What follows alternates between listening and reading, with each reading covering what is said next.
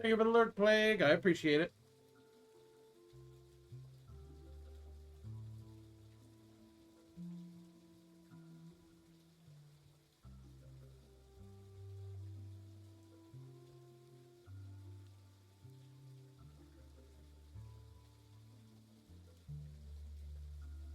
Hey, congrats on first Star Beast. Welcome in. How are you?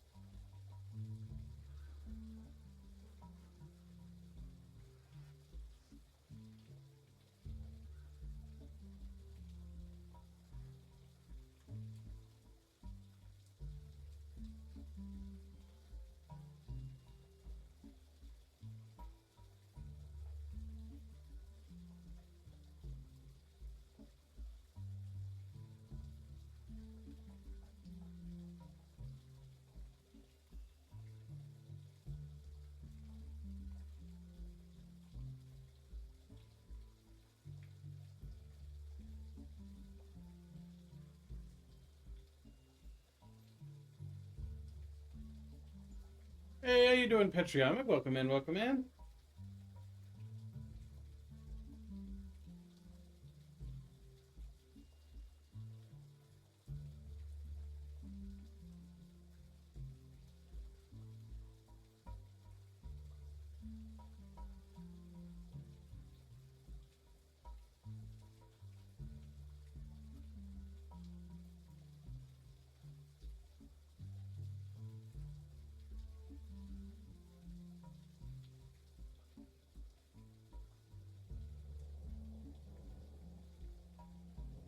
You know what? This might be wild. I like the little mouth pressed cat more than I do the hamster.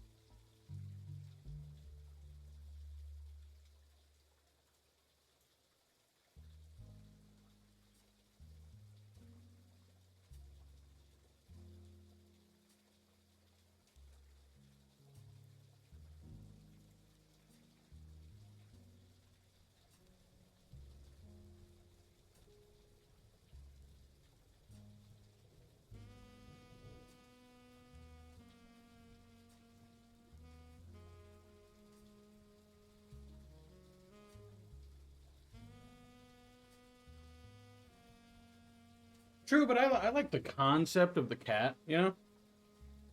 Because he looks really awkward doing it. So it's almost like the cat doesn't know what he's doing, but he's doing it anyway. You know what I mean?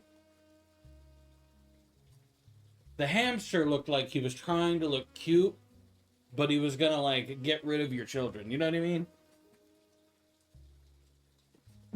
Versus the cat, who's just, he just fell into this shit accidentally. You need to hang out with a project partner, need to think of something to call them out using their name. You could go with rival. That's what I've been calling him in my head.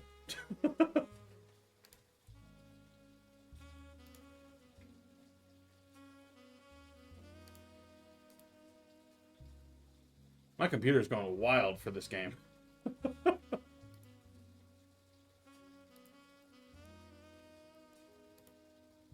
Like, damn, I didn't think this was so intensive. Calm down. So damn loud. So tired. Not get enough sleep, Star Beast?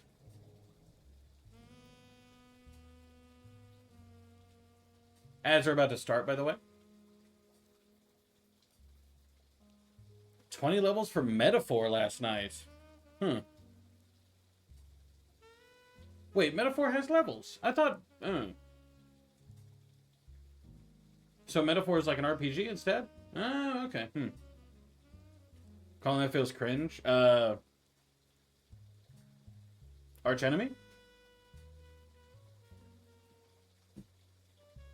Prior rival. Villain. Person you used to hate with hyphens.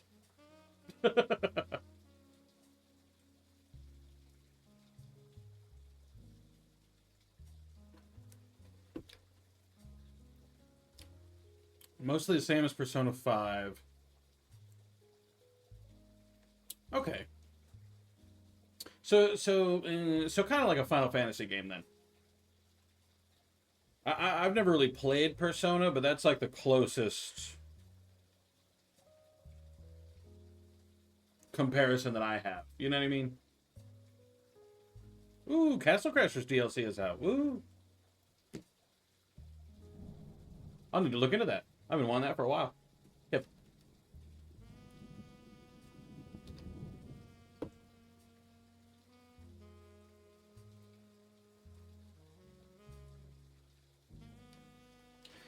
I still need to try Metaphor. I think it's in my wish list. Let me actually check. It's one of those games that I've been told I need to try a couple times. Ugh. I need to clear out this damn wish list. it's so fucking full. Gross. Oh, Miska Tiny Tail is released. All right. I'll need to remember to get that at some point. Hell yeah. It's another little cutesy game.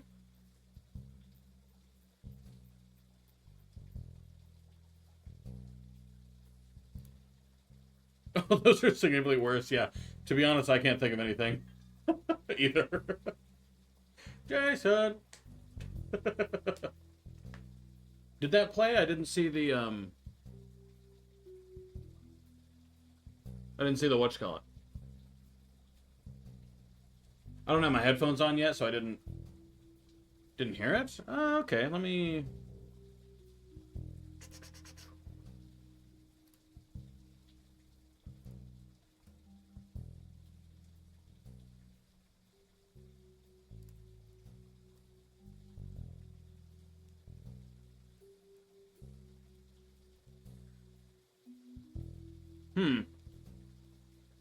I didn't hear that either.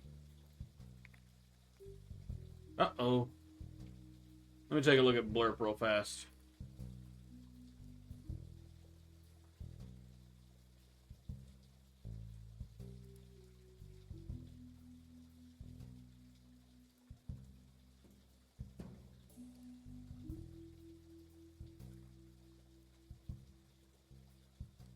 Huh.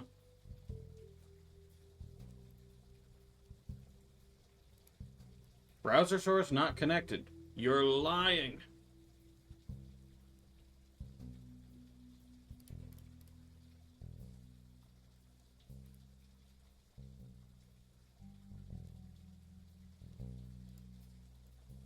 Yeah, give me just a sec. I think I need to reconnect it.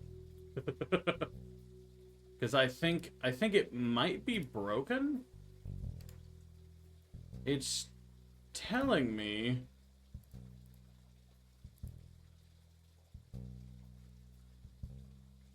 Wait, did that work? I actually saw a blurb response that time.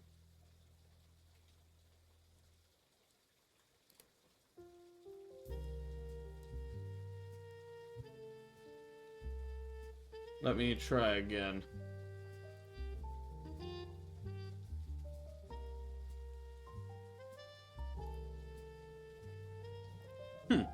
Alright, well. Try this again. Copy browser link.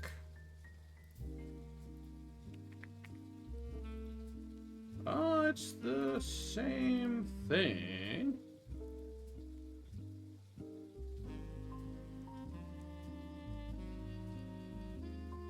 Why are you doing this to me, Blurp?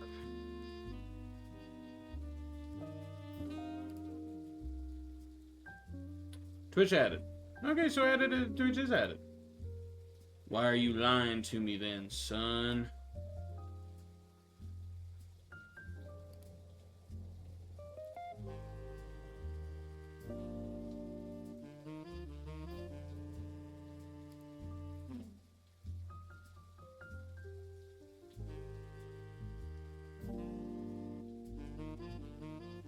Okay, now it says connected. Are we balling now? Hold on.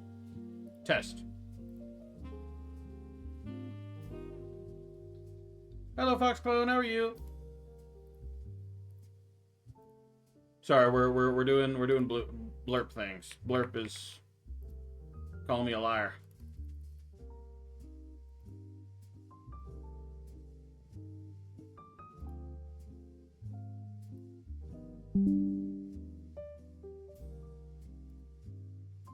Twitch chat disconnected. What's going on?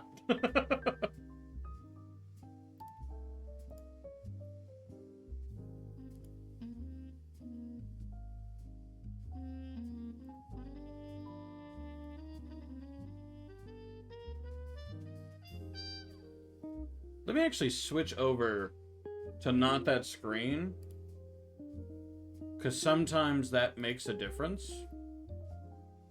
I'm going to disable. Successfully updated. Then I'm going to enable.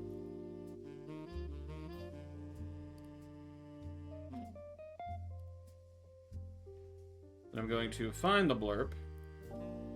Same link. Refresh. Computer, will you chill the fuck out? You're being so loud for no reason.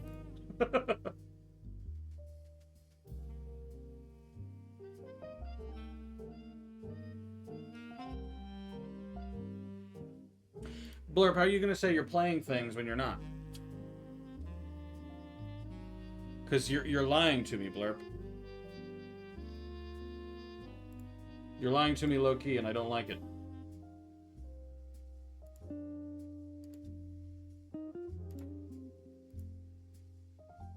Blurp seems to be having a few issues today, I think. So maybe Blurp's not working.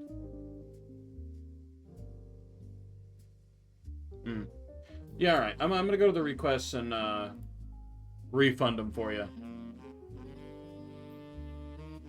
Because it doesn't look like they're working.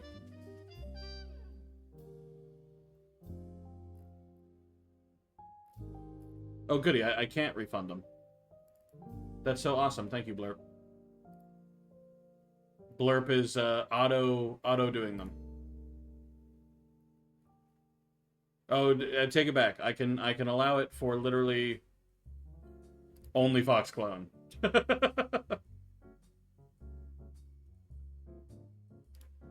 Twitch channel points off. Why is it off? I want it on.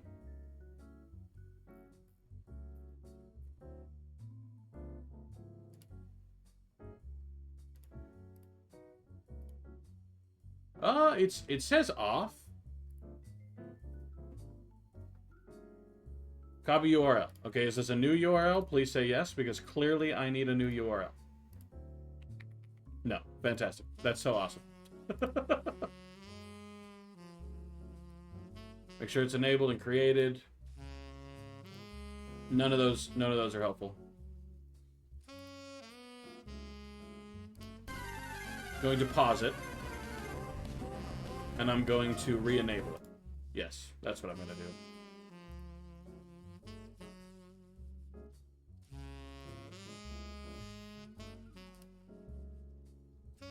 Twitch channel points off. Why?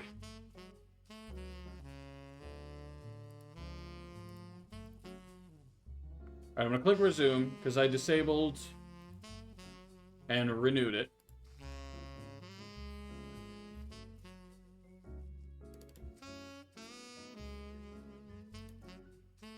Is this a game about the mystery thing?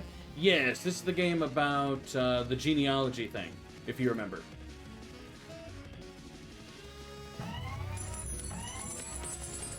Why are you still not working, Bloop? Okay, it works on the website, which is awesome.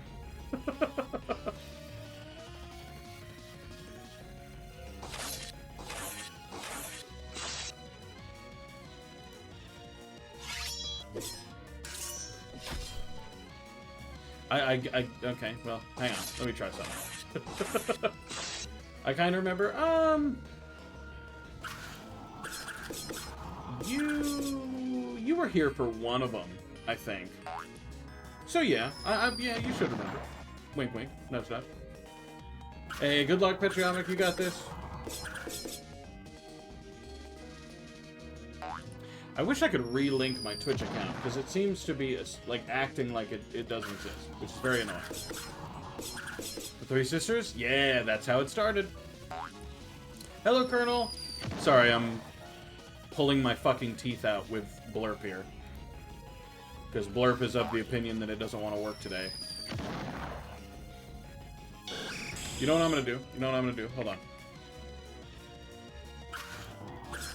I'm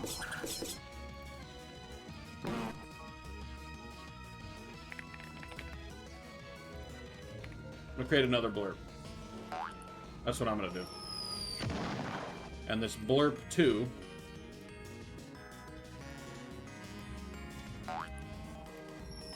now we're gonna test it.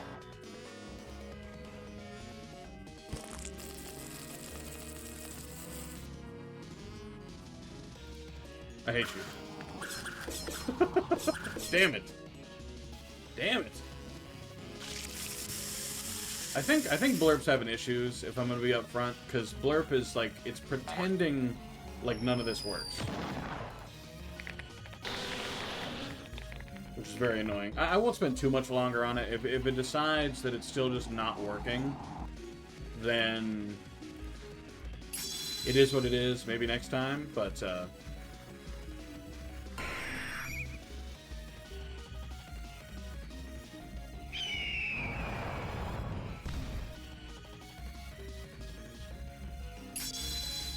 Blurp is sentient. My Blurp worked fine last night. My Blurp worked fine yesterday. So the issue is it's just not working for me, specifically. What I think I need is a new...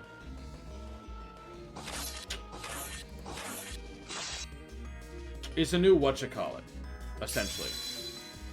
Like a new OBS link, but it won't give it to me. What broadcasting software to use? OBS.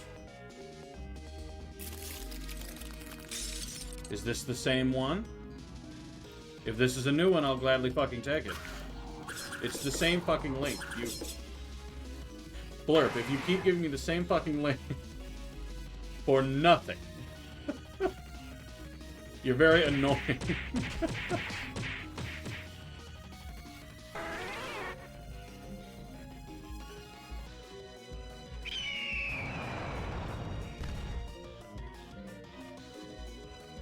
Doing genocide route in Undertale? Hell yeah, did you just start it?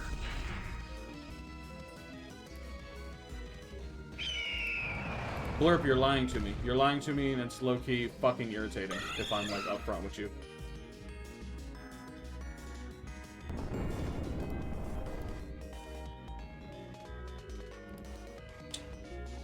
I'm not getting it. I'm not understanding it.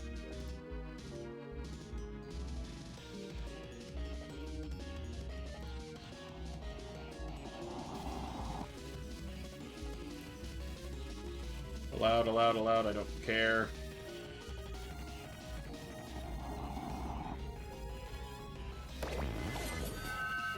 Ah, oh, I see.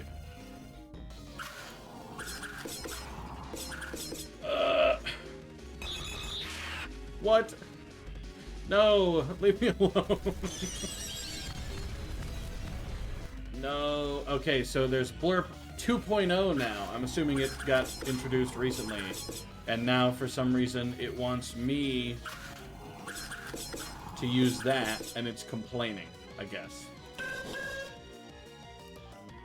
Okay, is this the same link? Because, again, if it's the same fucking link, yes, it is. So what am I supposed to do about that?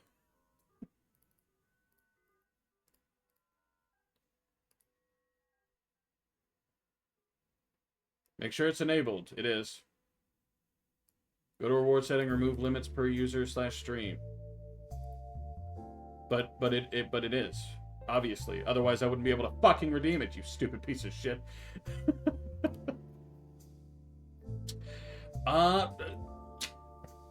It's kind of fucked.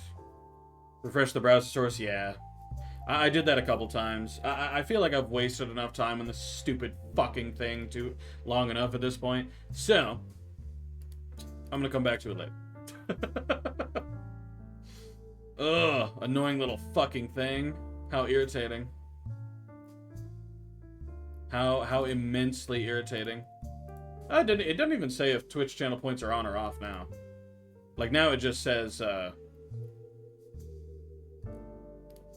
browser source connected. Yeah, sure you are, buddy.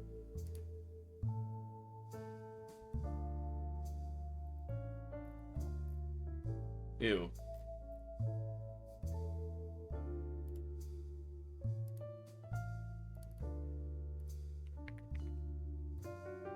The part that's my issue is it's saying it's working, but it's not. But yeah, I'm just gonna come back to this later.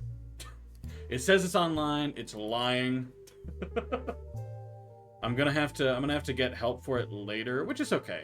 Like it's you know, it's whatever. Hello, Azure. Remember me? You're not hitting a memory bank. Have you changed your name?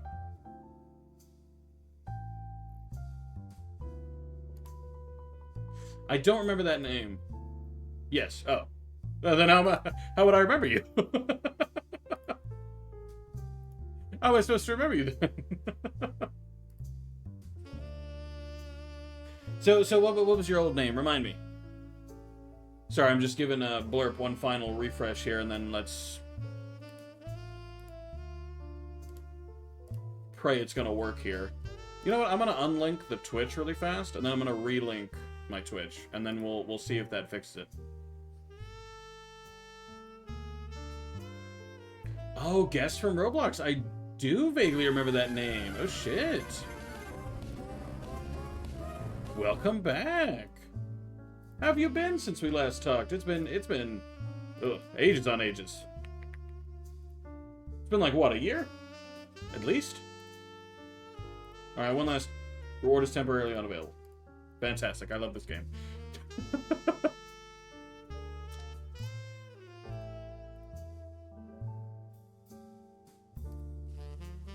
Sorry, no, it was paused. Okay, now it's resumed. Let me check one more time. If it still doesn't work, I'll save it. And when I'll fucking deal with it later. Which is really annoying, but I'll deal with it later. Yeah, I'm not hearing anything. Tragic. Okay. Well, Blurp doesn't work. Thank you, Blurp. You're very fun to fucking use. I love how it's never had issues before, but now it does. It's been okay, but what you been up to? What you been playing, you know? What games you been thriving with? Notable events, unexpected visitor, previously on. Let's see previously on. Tell me what happened since last time. Okay. Okay, I'll keep this in mind, but I'll come back to it. And then this is Mr. Baldman showing up. Hip. Hello, Bloop. How are you? How are you? Welcome in. Notable events. 6 pieces, the Roottrees Rift, Clark Rafferty LaRue, 5 Ps, Roottreemania, and Anonymom. Sam Maston's book about last Roottree, released in February. Okay, well, let's start with 6 pieces. Sorry, I have to connect with the internet first. Cookie Run Kingdom? How have you liked Cookie Run Kingdom? I tried it a long time ago, but I couldn't really get into it, you know? Alright, 6 pieces by who? Sam Madsen. Sam Madsen.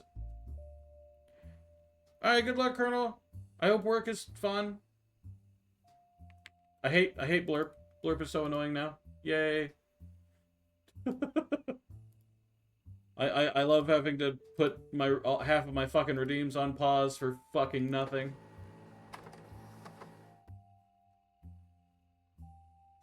I've been enjoying it. What's your favorite cookie so far? Published 1999, which is the same year. Sam Masterson's book was released earlier this year. It details the truth about Elias Roottree, as well as Sam's father, Edward Clancy Roottree, and John Miller. Yes, yes. You help verify her story, so much of the book's core contents are familiar to you. That said, Sam had some sections on other family secrets and rumors. Much of it didn't matter to the primary purpose of the book, and some of it is new to you and may be important to your new search. Hell yes. There's an older version. Oh. Oh. My bad. Dark cacao cookie. Damn, so not even like a super cool reference cookie? Man. Oh, cool. I can even fill in some pictures for some of these guys. Huh. Fancy. Alright, well, first, we got 1921, 1949, 1975 to 1982, okay, and 1998 for an update. I assume this is Samantha and her baby. What's the tree mean? It's also on the original tree. Gotcha, okay. So that's how you know who the... Ah, gotcha. Gotcha, okay. Hell yeah. In that case, I know... you... I don't have any pictures. Fuck.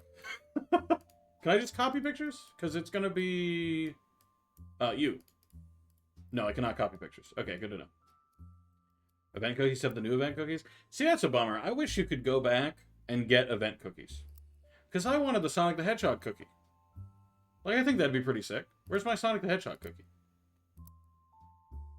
The Roottree Rift. In March, the Roottree company stumbled publicly as they attempted to respond to the book's release with multiple conflicting press releases and a clear lack of leadership.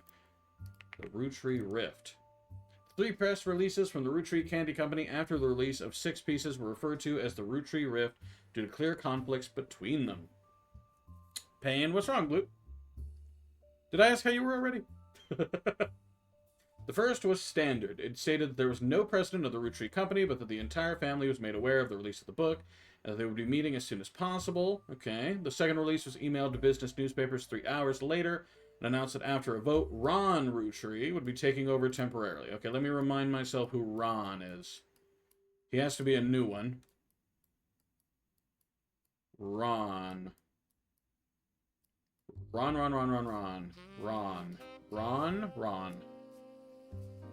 Who the fuck is Ron? Apparently I don't know a Ron.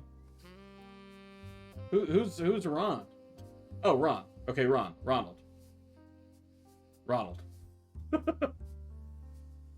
Manju cookie, Jagai cookie, and lime cookie. What are they from? I don't recognize Manju or Jagai. Just saying, bring back my boy Sonic the Hedgehog. You made headway on this? Oh yeah, I finished the first part. So now we're on the second part, which is finding out all the adulterers, you know? How many different people they banged, you know? Infidelity, and infidelity. That's so much infidelity. At least these guys just did it once, okay? But this person did it no less than 5 times. And they didn't have any. They just had a baby. Which, you know, fair enough. Okay, so this one is going to be Stephanie. Ooh, wait. Which Stephanie? Landon. Stephanie Landon. Sorry. Stephanie Landon. And you are going to be Brown. Yes. I still don't have pictures, but you're politics, right? Yeah. So, politics. And you had a baby. There are no cookies because of an event? Yeah, but, like, aren't event cookies usually a reference to something? Or have I sorely misunderstood what event cookies are all about in the first place? Oh, wait, no, still is reading. It also went on to state that Ron was aware of the book, had verified the claims within, and would look into compensating Mrs. Madsen and her family immediately. Okay. It also stated the company lawyers would be taking immediate steps to revisit the Clansons Trust terms to make sure nothing like this could happen again. It was quickly clear to business reporters and analysts that the time between the 2 press releases would not have been logistically sufficient to gather a majority of the family, even using conference calls. This was reported on many news channels, and a third, much shorter press release came the next day. It claimed that a draft of the announcement was made prematurely, and that Clark Rafferty LaRue and Ron Roottrie would be taking over as the company's first joint presidents. It also stated that any compensation plan would be based on a stringent verification process. Gotcha, so I'm figuring out compensation. In other words, that's my job now. Cool. Clark was announced as a permanent successor to Carl Roottrie and welcomed Sam Matson to the family officially. The company hired an outside legal group to handle the changes to the Clanset Trust. This included any other new questions of lineage. The 5 Ps. After this announcement, there was a rash of different people claiming to be Roottries, mostly dismissed as opportunists and scammers. The highest profile of these, by a wide margin, was a rapper named Felix Fellows, who changed his moniker to 5 Ps as a publicity move at the time. 5 Ps is the only notable person on the updated tree. Gotcha, okay. So, 5 Ps.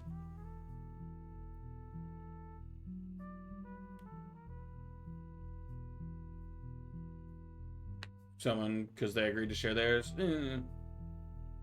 On Cookie Run, on Discord maybe, but just be careful. So long as you're careful, that's all that matters. AKA Felix Fellows. Let's copy Felix Fellows here. Actually, no, let's highlight it. Let's do this. Yep. And do I have a notable down here? I need a star. Yep, right here. Okay, so you are Felix. Oh, wow, I have to fill in last names. Okay. I have to be fancy about that then. Okay. That's fine. He's an artist. Pepper's coming to my house next week, but I think she's still seeing Strong behind my back. Oh, you're weird, Bloop. Oh, wait. Still reading. Recent radio play after being publicly confirmed as a long-lost Roottrie and entitled to part of their fortune. His alias 5 Ps is a play on 5 pieces. An article you find on a website known for their particularly harsh reviews of modern music gives his most recent album, Root of All Evil, going to highlight that, 1 star out of 7. Okay, with the headline, More Poser Than My Action Figure Collection. Holy shit. Sorry, I'm going to highlight that too. To look that up later. AO Drama, I'm half asleep watching the stream. Yes, okay, so the Roottrees Are Dead are all about finding... So these are the Roottrie sisters. They died, and their dad did too. So they were trying to find out where the money for the Roottrie Candy Company, founded by these two fuckers, where that money went, and whether it would go to... This one is a woman born out of wedlock. To their family or not. But now we've decided yes, and now a bunch of people are showing up saying that they're definitely also Roottries. So now we have to figure out where the banging happened. Where the banging happened, who the banging happened with, and whether or not they get money. So that's my job. I find out who gets the banging and who gets the money. The review mentions his real name is David. Okay. So his name isn't Felix Fellows then. So his name is David. Okay, David. And your name is fucking David, you dick. The banging happened? Yeah, because, you know, the infidelity, divorced this person, infidelity. And then this person had infidelity with 5 different fucking people. Holy shit, put it back in your pants. And then this person just had a baby. Author rues the fact that his rebranding was a blatant marketing stunt at the expense of his mother's tragic past. She overdosed when she was 16. When he was 16. Okay. Apparently only one of the songs on the album is new, and the others were simply rewritten to turn blatant references to sex, drugs, and violence into clumsy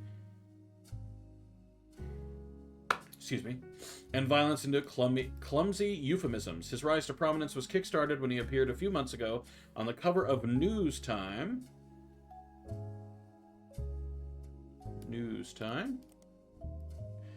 holding a photo of his mother with Guy Hudson. So where's Guy? So Mr. Guy Hudson's involved. Of course he is. Look at that face. So is this guy Hudson then? Let's assume yes. What did he do? Third president. Okay, his occupation is going to be third president then.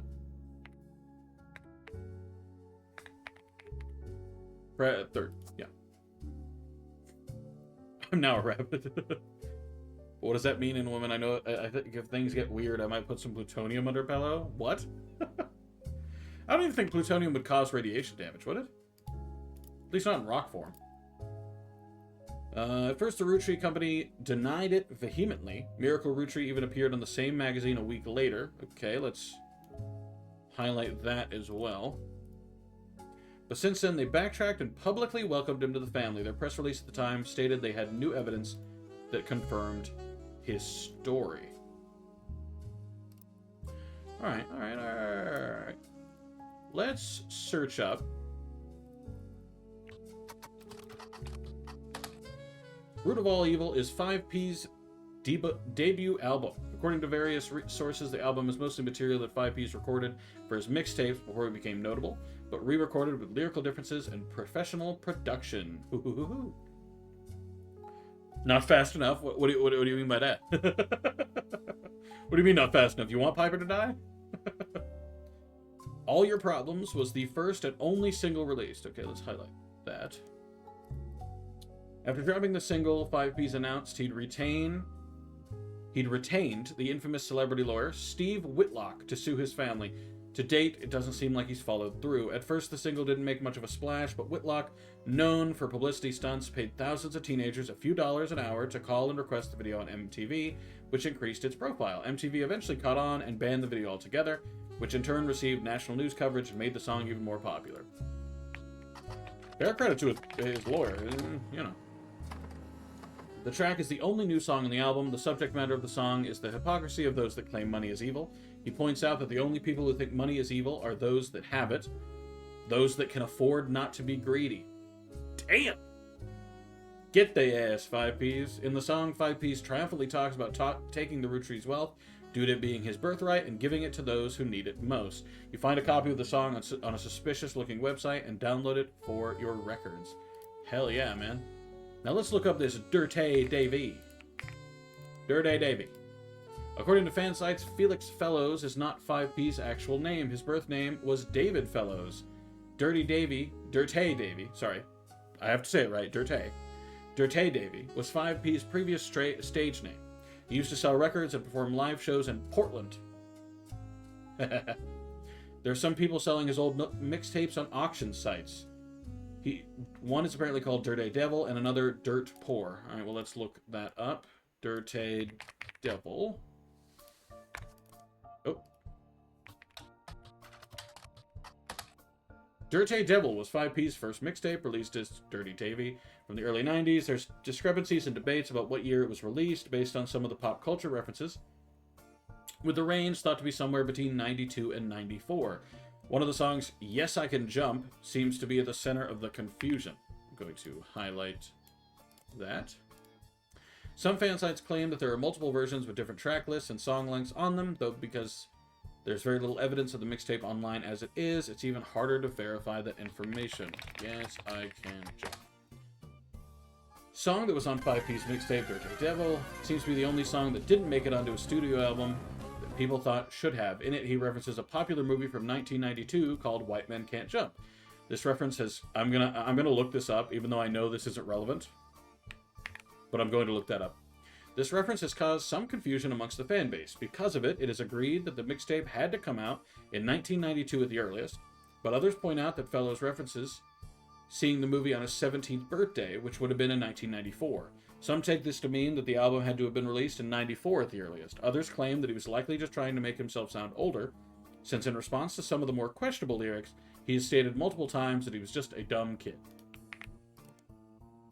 Ah, boo! Okay, so it only brings up the... Boo! Okay.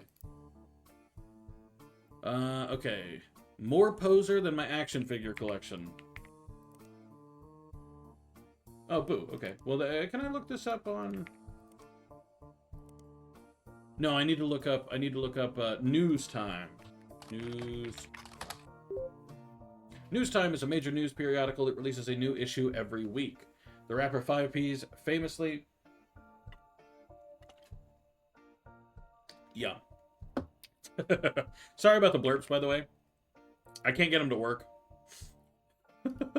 They're busted right now, and they just don't work. And Blurp is pretending like it totally super works.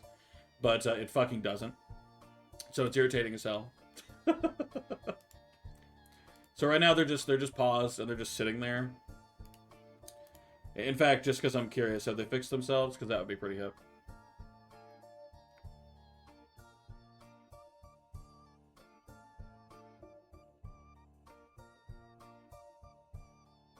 I didn't think so. That sucks. Anyway, turn that back off.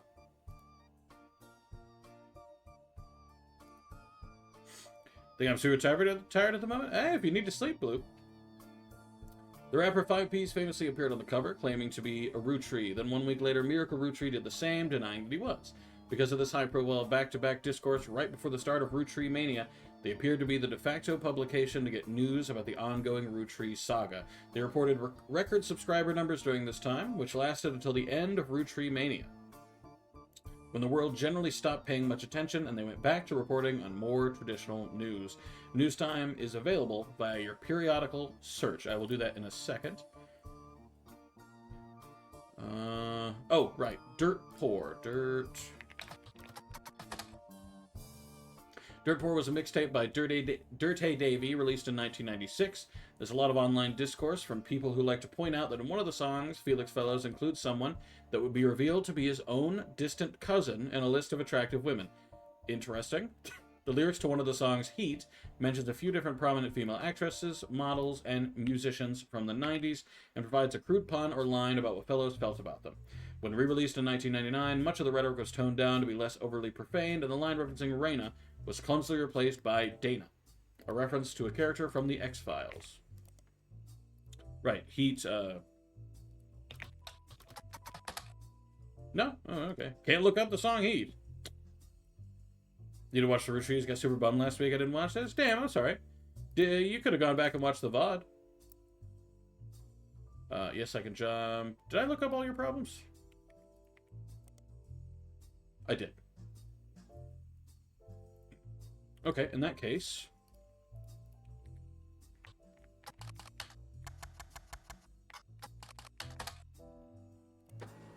Felix Fellows, aka 5Ps, famously appeared on the cover of News Time, kicking off Roottreemania.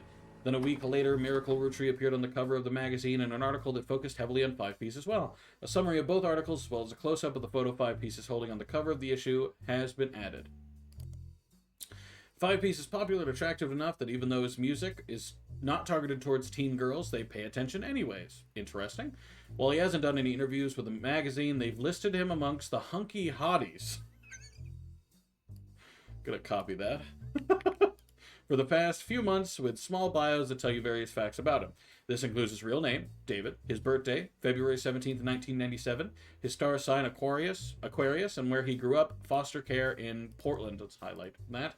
A letter to the editor also claims that it's not possible that he was born in 1977, as he claimed on a song called 17 Magazine that he turned 17 in 1992. The editor responds with a statement that they've reached out to his agent, and we're told it wasn't performed by 5Ps and they shouldn't print rumors. Interesting.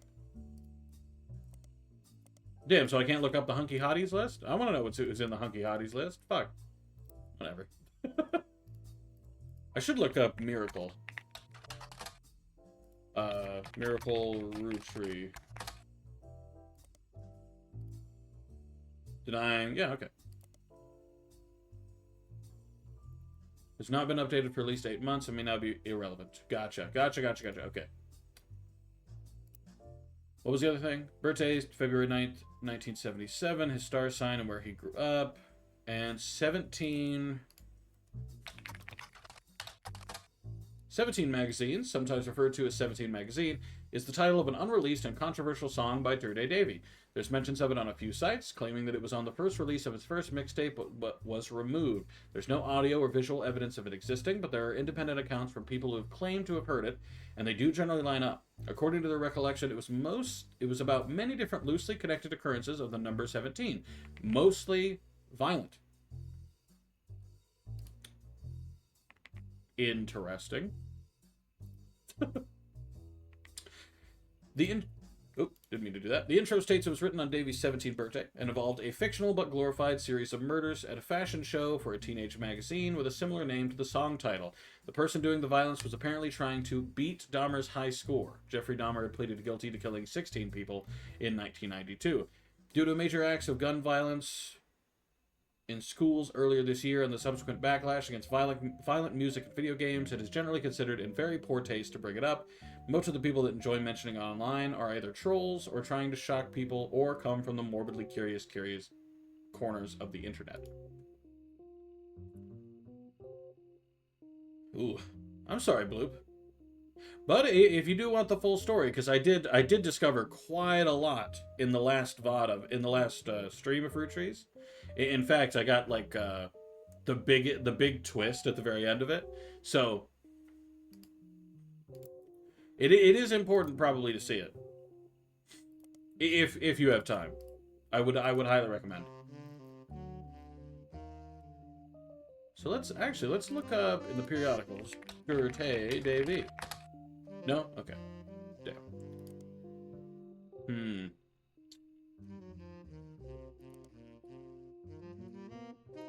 Is there anything else I want to look up before I go back to other things? Nah. Roottreemania. In another high-profile misstep, Miracle Roottree publicly and vehemently denied that 5Ps was Roottree. The Roottree's legal team then offered to do a DNA test to get 5Ps to drop his claim, and in a moment that caught what seemed like the entire world by storm, the test proved he was a Roottree. Roottreemania immediately followed the announcement that a rapper going by 5Ps was actually Roottrie. Collectively, popular culture seemed to focus on the Roottree family and 5Ps for a few weeks before everything felt oversaturated and society moved on. Because of the 5Ps saga, an underlying rough throw line to how pop culture treated Roottreemania was an excuse for everyday people to claim they were also Roottrees. Daytime talk shows had I'm a Secret Roottree episodes, late-night hosts and guests made jokes about other lost members of the family, and there was a widely shared website where you could fill in your own name to find out if you were a secret Roottree. When you submitted your name, it simply said no, with an image of Clark Rafferty LaRue giving you the finger. That's so good.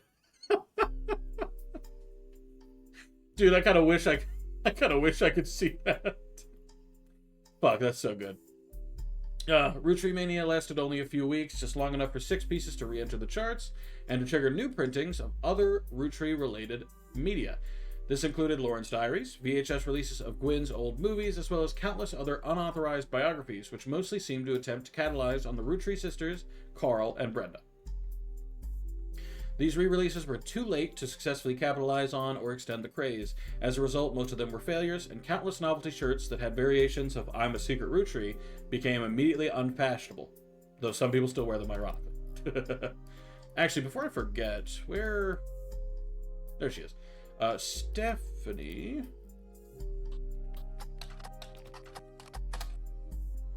Oh. Am I misspelling it?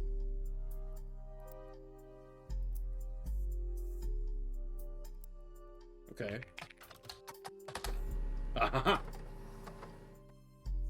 It seems Brian... Oh, because she's Stephanie Jones now. Okay, yeah. It seems Brian Jones has been busy updating Stephanie Jones' campaign website. 2 new sections exist. The first is Baby Photo.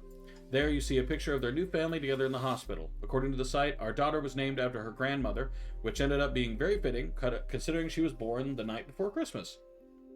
The second is What's Next. There's not much of substance there right now, but it lists some small accomplishments and finishes with the recent rise in popularity and controversy surrounding my extended family, there has been some extra attention on me. Stay tuned for announcements in the coming months about how I plan to use this publicity to accomplish bigger and better things. Smart. Very cool. Let's look up Stephanie then. Same thing. Okay. That's kind of what I figured, but same thing. So the baby, named after her grandmother, which is Mom, Grandma, Clara. So first name, Clara. Okay, first name, not Clara. Uh-oh. Okay, this is your mom. Grandma. Clara. Can I not read? Named after her grandmother. Oh, her grandmother. Caroline. Okay, my bad. My bad. My bad. My bad. My bad. Okay, so Caroline. Okay, what? Caroline. Oh, so probably Carol then. And Jones. Yeah. So Carol Jones. Occupation of baby. Okay. Same stuff otherwise. Did I highlight anything new? No. Okay. Anonymom and Jane Doe Rootree. In July, an anonymous woman who the press began to refer to as Anonymom appeared in interviews with her face and voice disguised. She claimed that an affair with a Rootree led to the birth of her daughter, aka Jane Doe Rootree. If true, this would make her daughter yet another secret Rootree, and therefore entitled to a share of the clan-said trust. Nobody knew it at the time, but this would turn out to be the last chapter in the Roottreemania saga. As more and more of Anonymom's story came out, people began to notice how much it echoed 5Ps in nearly every significant way. The court of public opinion began to turn. Confirming the world's suspicions, the DNA test, orchestrated by lawyers on both sides, proved that her daughter was not a Rootree. This final event caused public disappointment and smugness from doubters and countless accusations of the entire ordeal being an elaborate hoax or attempt at fraud. Things got ugly, and the fun of Roottreemania seemed to disappear overnight. Now, a month later, it is a distant memory. Very interesting. Anonymom was the second high-profile case, after Felix Fellows, of a potential new Rootree being added to the clan-said trust. Instead of claiming herself a Rootree, however, she claimed she'd slept with Guy Hudson and that her daughter was a Rootree. The accusation came during the height of Roottreemania. Okay. So that at the very least, that confirms that this is Guy Hudson. At bare minimum, that's confirmed that this is Guy. And Guy is the one who smashed. Which, to be fair... Look at that guy. Of course he smashed. So he's got a bunch of affairs here. Holy bunches of babies. My God. Hello, Icy. How are you? Welcome in, welcome in. Let's see. You slept with Guy Hudson. The accusation came during the height of Roottreemania and became with a brief TV interview. She appeared in the shadows with a disguised voice and promoted an article about herself in News Time. Gotcha. Okay, I'm going to highlight that. In the TV interview and the article, she referred to her daughter as Jane Doe Rootree. The name Anonymom was not self-inflicted. It seemed to spring up organically because nobody knew how else to refer to her. Midnight Hungry and EP. You know, I see a bit of a trend. That a lot of the time you're both hungry and eepy. The day after the News Time article, Sam Madsen publicly supported Anonymom due to some parts of the story she found particularly credible. With the momentum from Sam's endorsement, Anonymom went on a media blitz. Ultimately, this backfired. As more details came out, people became skeptical of her story due to the extreme similarity to 5P's. Her accusation even included many of the same details as his mother's story. This included her job, secretary, and the time period, late 70s. After fumbling the 5P story so publicly, I'll pause this. Trying to get some Micah wins? What that mean? I'm tired too today. You were tired yesterday too. Get some sleep, I see sleep. The Roottrees were more prepared to handle all Clanset Trust-related cases. Within a week, a DNA test proved that Anonymom's daughter could not be related. This was announced at a joint press conference with lawyers representing both Anonymom and the Roottrees. Each party ensured their respective clients provided accurate samples. Immediately after the negative results were released, many of those who had been skeptical felt vindicated. Others, who had built up hope that history could repeat itself after 5Ps, felt duped. Many people suspected the whole affair had been a hoax to gain fame and money.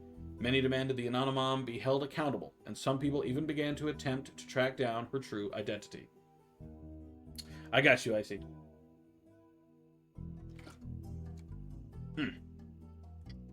So good. The Roottrees Company felt pressured to put out a second statement to try to curb some of the backlash, even going so far as to say, though it was scientifically proven that Jane Doe Roottrees is not a Roottree, this doesn't mean that her mother and Guy Hudson were not involved in an affair. She had every right to make her claim, as it has been verified that her stories about Guy Hudson were not exaggerations. Please leave their family alone. So Guy Hudson do be banging. Anyone got food? I don't. All I have is my drink. Aloe juice. Many people claim this high-profile anticlimax and public backlash was the beginning of the end for Roottreemania, since much of the fun was the shared fascination about secret Roottrees. Others think that, like any fad, it just ran its course naturally. Regardless, it was the final notable event related to the releases of 6 pieces, and things soon went back to normal. Jane Doe Roottree has already been eliminated as a potential new Roottree by the company's lawyers, who are the ones verifying your work. Anonymom's affair does not appear on your updated tree. Gotcha. Okay. So, news time. I need to go to news time here and look up Anonymom. Anonymous woman appeared on the cover of News Time holding a picture of her daughter, Jane Doe Roottree. The first and only mention of the phrase Anonymom in News Time came the week after, when they issued an apology for featuring her in the first place. And then Sam Madsen. Did I misspell that name? News Time article, Sam Madsen.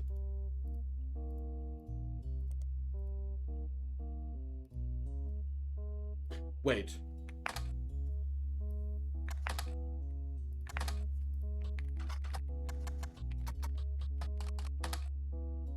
Alright. A paper clip, a penny, and a stale Pringle. Hey, a stale Pringle is still food. So next is Jane Doe Roottree. Let's look up Jane Doe Roottree.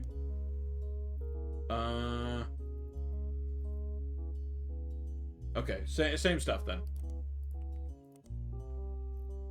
Okay.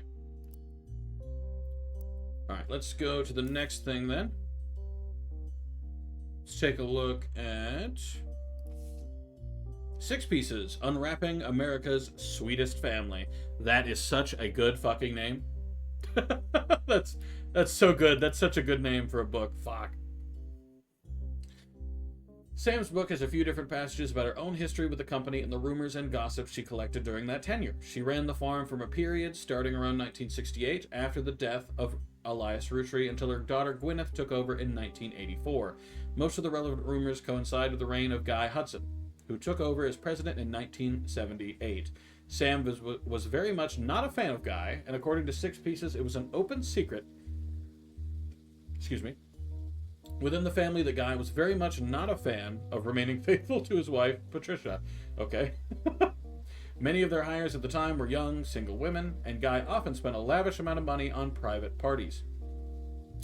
This was 20 years ago, and Sam warns that most of it is hearsay. Still, you find the following information possibly relevant. One of Sam's farm supervisors was named Elizabeth. Elizabeth had a daughter who Sam never met, but worked as one of Guy's secretaries. According to Elizabeth, a caterer from a local restaurant called Antonelli's, copy that, met her daughter at one of Guy's parties, and they eloped quickly due to her pregnancy. Elizabeth wasn't aware that the party was for swingers. Okay. Rumor has it that her daughter showed up with Guy and didn't seem comfortable switching partners. Interesting. What a progression. Hey Ryuk, why not? Guy's main positive contribution to the company involved expanding to markets previously untapped by the Roottrees. However, when he went on trips overseas, they were often for weeks at a time, and Guy was known for spending more time and money on unofficial business than meetings with distributors and manufacturers. It was said that he bribed at least one politician to open a factory in Brazil. There's also a section where Sam speculates that Elias may have also cheated on Gwyneth. Gwyneth was also much kinder to Sam, always much kinder to Sam than Elias was, and was the first to invite Sam to family events. While she has no hard evidence, Sam always got the impression that Gwyneth was able to coerce Elias into allowing Sam back using some kind of leverage, instead of it being a natural course of events. She mentioned that Elias and Gwyneth were known to loudly argue, sometimes about another woman. Sam also says her son Ernie once asked her, "Who's Beth?" because he overheard them yelling, highlight, about someone with that name. As far as Sam knows, Alliance once had a secretary named Elizabeth, a different Elizabeth than the supervisor from the farm. I'm going to highlight all of that then, instead. But she never met. Reward is temporary. Oh, yeah, so Bloop isn't working. Sorry, not Bloop. Bloop is working fine. Blurp isn't working. I don't know why, but none of the sounds are working, so it's disabled. I just had to pause it because I've heard nothing, which is a bummer, but you know it is what it is. Close that. Let's take a look at this. Felix Fellows, look at that beautiful face.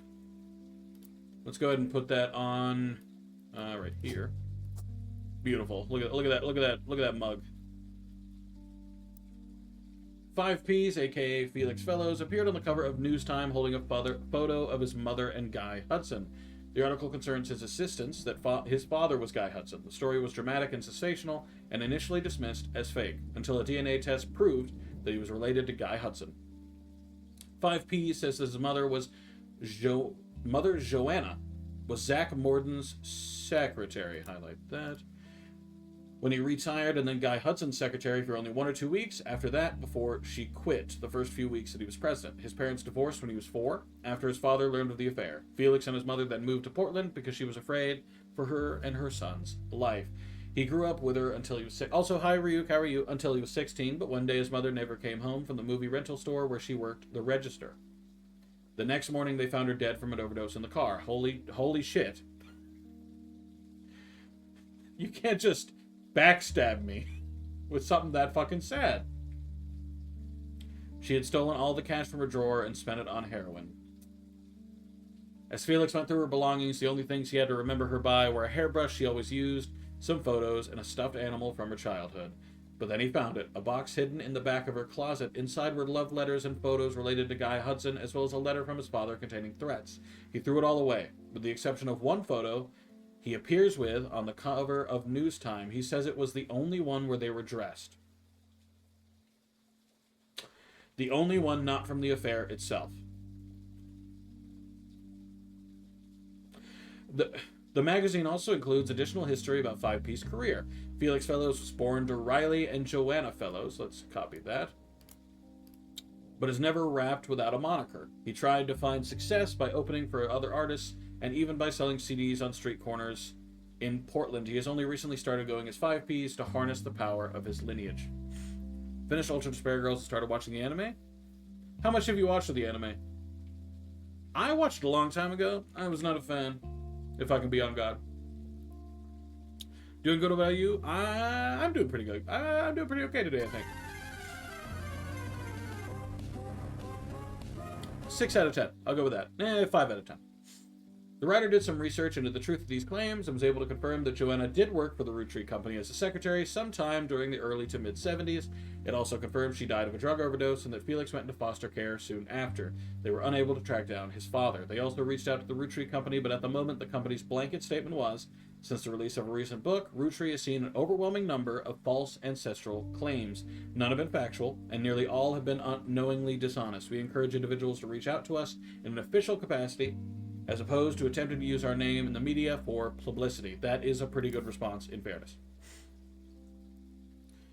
Currently on episode 4? Yeah, I was already kind of over it by episode 4, to be honest. Like, I didn't vibe. I was disappointed. Brian Jones posted this photo of his family together in the hospital following the birth of their newborn girl. His new daughter is wearing an adorable little Santa hat, and his wife Stephanie is giving her signature thumbs up move from her campaign literature. That should be a pretty easy addition here. Baby.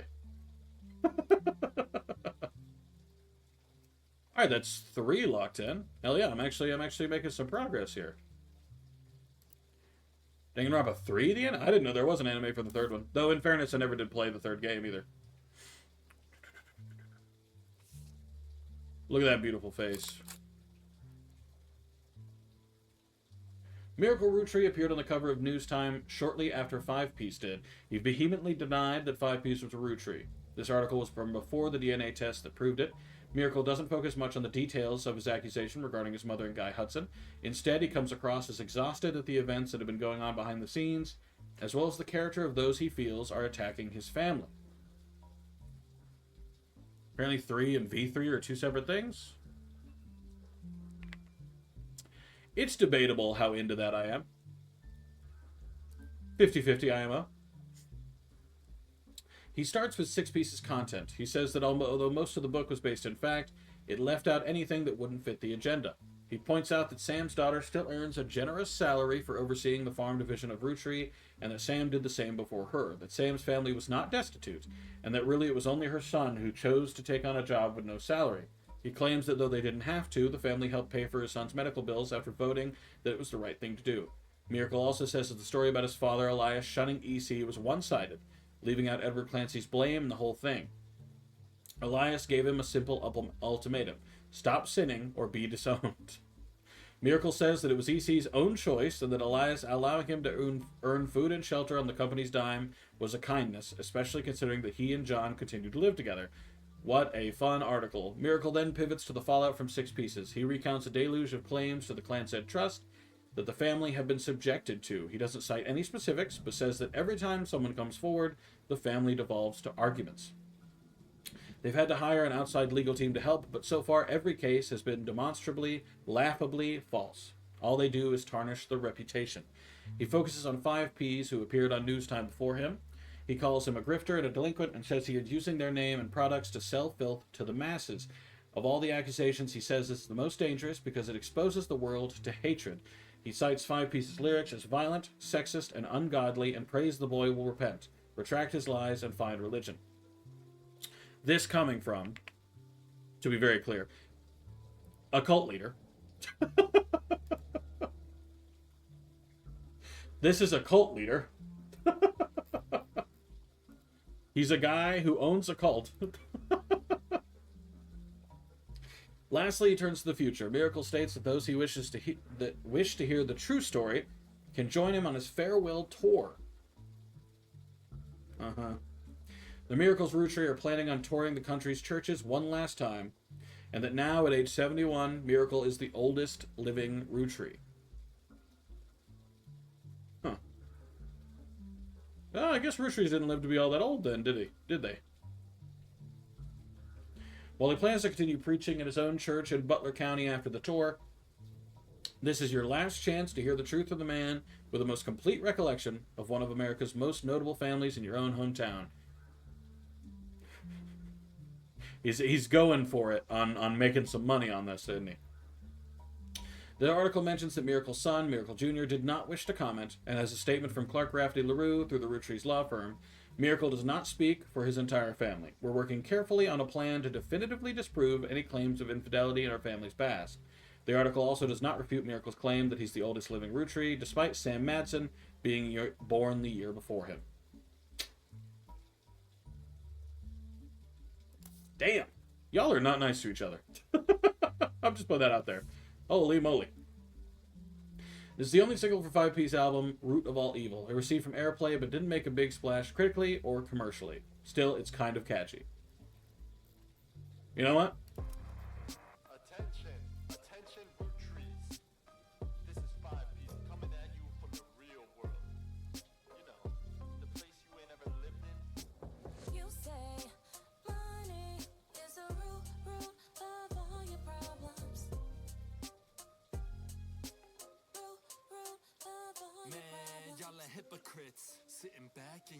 I'm not sure how into this I am. But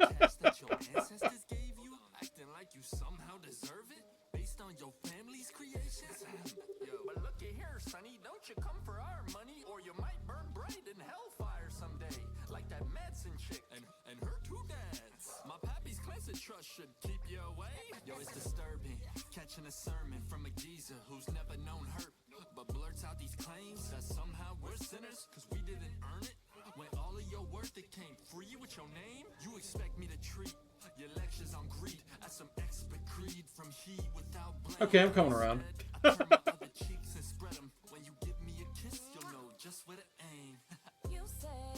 Weird. Anyway. I'm gonna let that keep playing while I look at other stuff. Oh yeah, the two people who were censored. It was determined through a DNA test that Anonymous' daughter was not a Rootree. This article, which did refer to her daughter as Jane... which did refer to his daughter as Jane Doe Rootree, but did not coin the phrase Anonymon, came before all that right around the time of her first interview. This is a summary. An anonymous woman appeared on the cover of News Time shortly after 5Ps was confirmed to be a member of the Rootree family. In an homage to the previous cover, she holds a photo of her daughter. Unlike 5Ps, she wished to remain anonymous, and both photos were obscured. Is this all stuff we've already heard?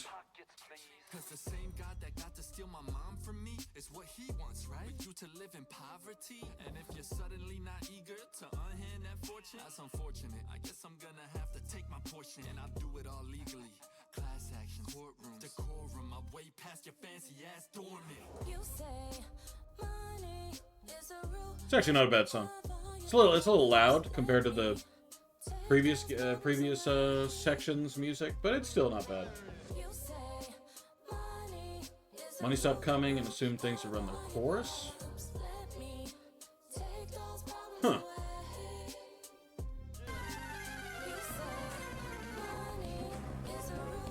Wait, so if the daughter's not a Rootree, then why was a guy paying? Told everyone that her daughter's father walked out one day and never came back. She claimed that after seeing the fantastic article in News Time, she realized that she wasn't the only one this happened to.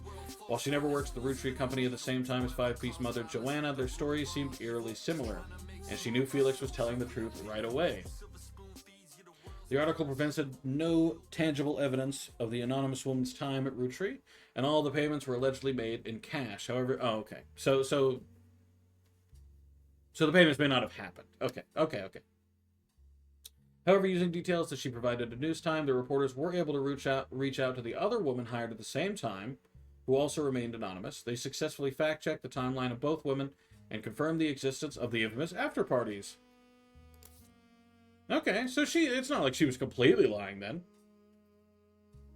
The rapper 5Ps appeared on the cover of News Time holding this Polaroid of his mother, Joanna, when she was Zach Morton's secretary at a company picnic. He claims that Joanna and Guy Hudson, also in the photo, were having an affair that led to her birth. Okay. Why is she wearing a picture that says Rootree Family Picnic? Because she's not a Rootree. She's just a lady. So like,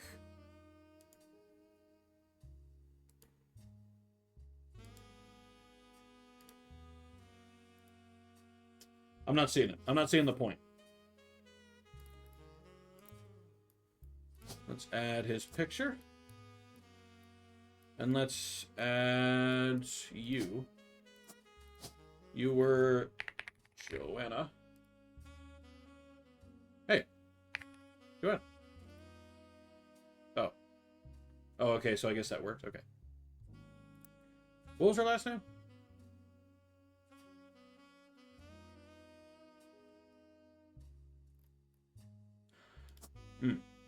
Oh, probably Fellows. Oh, no, not her. Damn it. Fellows. Yes. Occupation. When she died, she was... movie rental store register. So... cashier? Yeah.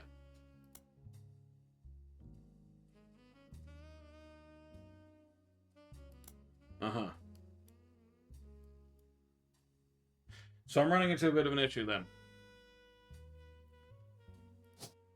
Maybe secretary then? Oh, okay. So I have something wrong.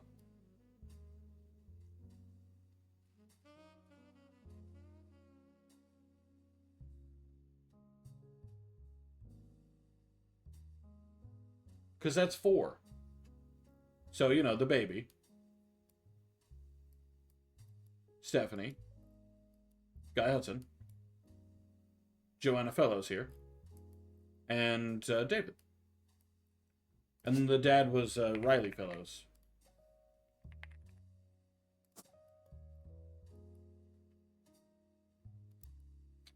Am I wrong? Hold on.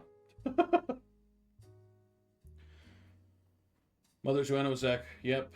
Secretary, first 2 weeks.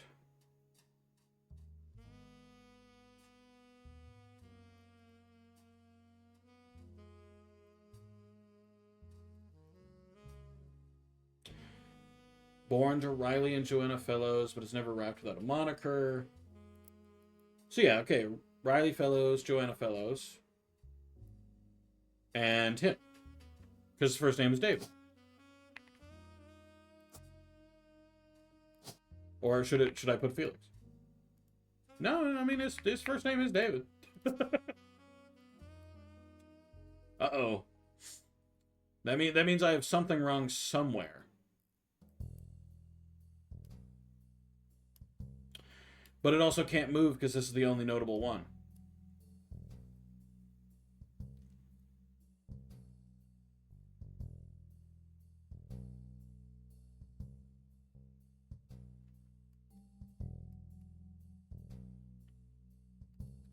Maybe your first name's not Carol? It's not Carlita. No, but it's got to be Carol because you're named after your grandma. Okay. I'm just gonna keep going, I guess, because I really don't know what I have wrong. Let's look up Guy Hudson again, because I assume he's you know, Guy Hudson, who was only president of Roottrees for a few years in the late 70s and early 80s. Oh, okay, because it's his job. It's his job I need to update. Mostly faded except for the fancy flavors debacle. During Roottreemania, he suddenly rose to prominence again. After 5... Yeah. A few people that existed adjacent to the company in the 70s have come forward with stories about debauchery and swing parties. Shocker. Guy liked to throw large holiday parties whenever he had an excuse, and they often got very out of hand. This fact has led to some people speculate that the night he died in a car crash, he was drunk or impaired in some way. But the Butler County Police have released multiple statements and ample evidence that proves decisively that it was not foul play and that no party had taken place. So he's dead. Dead? Retired? Like he was the 3rd president, because that's what I have marked up as up here. So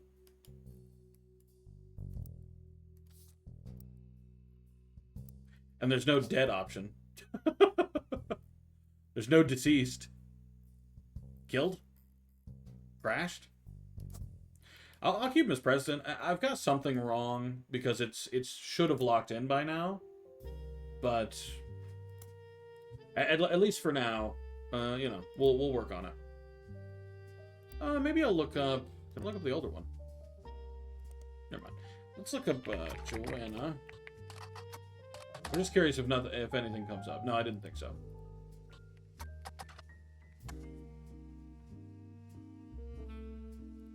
Maybe. Wait. Her last name wouldn't be Fellows because that's not. You're supposed to put their maiden name. You always put their maiden name, not their newest name. Gotcha. Hey, welcome back, Azure. Uh-oh, why? Joanna.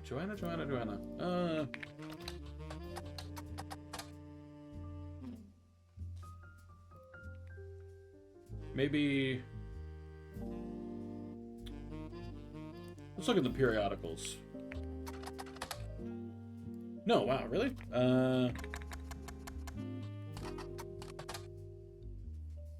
Wow, really? Okay.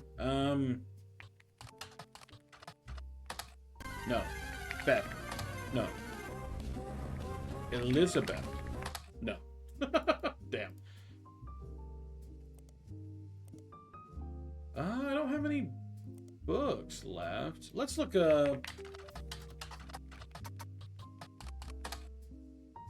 No way is there nothing. Come on.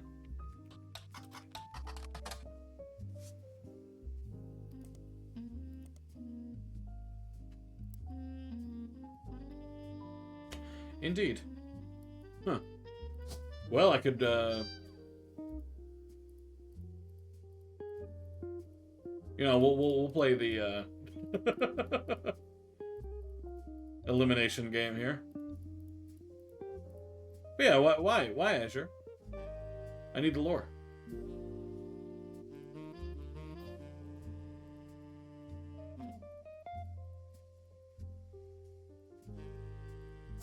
Aha! It was apparently Robertson.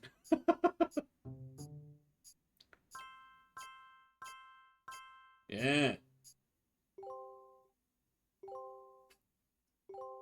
So Robertson, okay.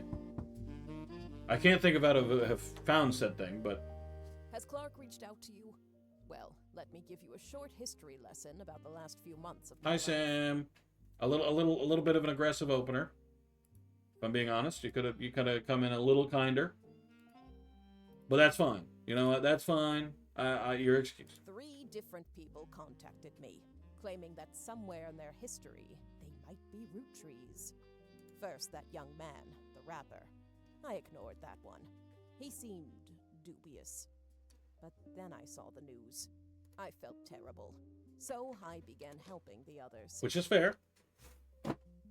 Because my doubts with Felix were so misfounded, I ended up putting too much faith in the second person that approached me. Also fair. I cannot blame you for that. I went to the media prematurely. I admit my mistake there. Fair. But the third person who contacted me also had a credible case. Before I could help, the company got to them somehow. Third person? Who's the third person? I don't have any record of a third. The fact that the family silenced them doesn't seem to fill me with hope when it comes to Clark's intentions. Indeed. But you're making progress based on the leads he gave you. It's really hard for me to get a read on him. I'll let you handle it. Word. I've sent you the case I've been working on. And Regina some company records Clementine. I managed Gotcha. to track down. Mary Beth Clementine. Company records. Okay. The records are quite dense, but hopefully they're useful. Good luck. Thanks. Cool. Okay, it says 7 new pieces of evidence. I'm not seeing 7. I'm seeing 1. So I'm not sure what that's all about. But it's fine, I guess. Let's start with the company records. Why not? You're given some partial staff records to cross-reference by Sam Madsen. These records are based on old tax mailing information and only detail the employees that work directly for Roottree or in their corporate office. The many laborers in their farms and in their factories are not listed. Okay. You're not sure how helpful it will be, except for cross-referencing guys' secretaries and visits overseas. Spider-searching people just because they are listed in these books will likely be time-consuming and a waste of your time. Fair enough. I will look up Zach Morden, just because I do... Fair enough. Never mind. Office staff, Ernest Madsen Jr., Edward, Lloyd, Carl, Elizabeth Cravensworth. Okay, so names that have correct... Okay, I figured. Eli C. Roottree, Fred Cross, Albert Cross, Douglas Rosenberg, Beth. No, fair enough. Okay, so Beth, I'm going to highlight, and Elizabeth Ravensworth, I'm also going to highlight. Those seem important. Samantha, John Miller, yep. And major expenses, none. Next. In 1977, it was announced that Zach would be retiring, and Guy would be taking over at the start of 1978. They held a retirement party in November before spending the final month working on the transition. But during 1976 and 1977, the following changes took place. Guy Hudson has replaced Ernest Madsen Jr. I thought he would... whatever. Patrick Decker, Eli C. Roottree, no longer employed. Ernest Madsen Jr. now under product management. Christine Farrow. Joanna Robertson is no longer listed amongst secretaries. Okay, so that's how you find out about Joanna. You're not supposed to find out about Joanna until now. Whatever. Joanne Fellows and Beth Knox are no longer employed by Roottree. Okay. Okay. So both got fired. Okay. Okay. Christine Farrow is no longer listed amongst the secretaries, but a Christine Garland has been hired. So Christine Farrow becomes Christine Garland. I'm going to highlight that, because that seems significant for later. John Miller is fired. Gwyneth Madsen is hired. 50-year work anniversary bonus, $50,000. Zach Morton retirement, $20,000. 1978, Guy Hudson takes over. This began a particularly volatile period in the company's staffing. Many travel expenses were listed, and Guy began trying to develop new 5-piece flavors. The following changes were recorded. Guy Hudson replaces Zach. Edward Roottree, Elizabeth Cravenworth, and Lloyd Carpenter are no longer employed, so all 3 were fired. Raffertoons is now listed as office staff. Okay, I guess. I guess that fits. Albert Cross and Fred Cross no longer employed. Christine Garland's no longer working. Beatrice Watts and Corrine Schwartz were hired. Juliette McCullen and Doris Mays are no longer employed. I'm going to highlight that as well. Lisa Lewis and Valerie Ewing were hired. Elizabeth Farrow and Jack Keatings no longer employed. Sam Cattrall was hired. Robert Logan no longer employed. William Sams is hired. President Office refurbishment, 5 pieces flavor development, Edward retirement, Christmas tree bash, New Year's Eve ball, travel expenses, flavor development butterscotch, flavor development caviar, 4th of July, and New Year's ball. Holy shit. $190,000 spent traveling? 52 on just the office? My God, man. The volatility continued. Many new employees didn't tend to stick around very long. Terry O'Connor was hired. Susan Ford moved to office. No longer employed. I'm going to highlight that as well. No longer employed. I'm going to highlight that as well. No longer employed. No longer employed. Seinfeld into Barnes. Highlight. No longer employed, but Gwyneth Cattrall is now listed. Because Gwyneth got married. I forget to who. I don't need to look. Susan Ford is fired. I'm going to highlight that as well. Strawberry. I have no idea how to say that. Wait, $10,000 a month? Holy shit. Oh my God. Grandorf Dove. I'm gonna highlight that too. That feels significant. Guy Hudson died in May of 1982. So the first few months of that year continued along the same pattern as they had been. Things quickly changed when Ernie took over. Most of the extraneous expenses ended, and all of the secretaries, most handpicked by Guy Hudson, were let go. Sam Madsen left Roottree in 1984, so this is the last set of books you have access to. Okay. Ernest Madsen replaces Guy. Carl Roottree joins. Susan Ford no longer employed. Ernest Madsen Jr. rehired. I'm going to highlight these.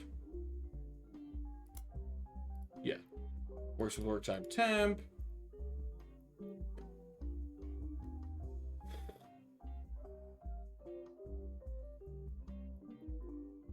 That's so much money. Root, clothing reimbursement, Carl Roottree. Right. Okay, I do remember that. Because, they covered his investments into it. I vibe and I follow. I vibe and I follow. Okay. Let's... do I want to see the letter or... Let's do the email first.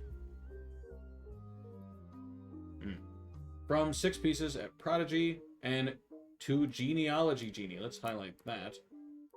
Let's highlight this 6 Pieces too. Why not?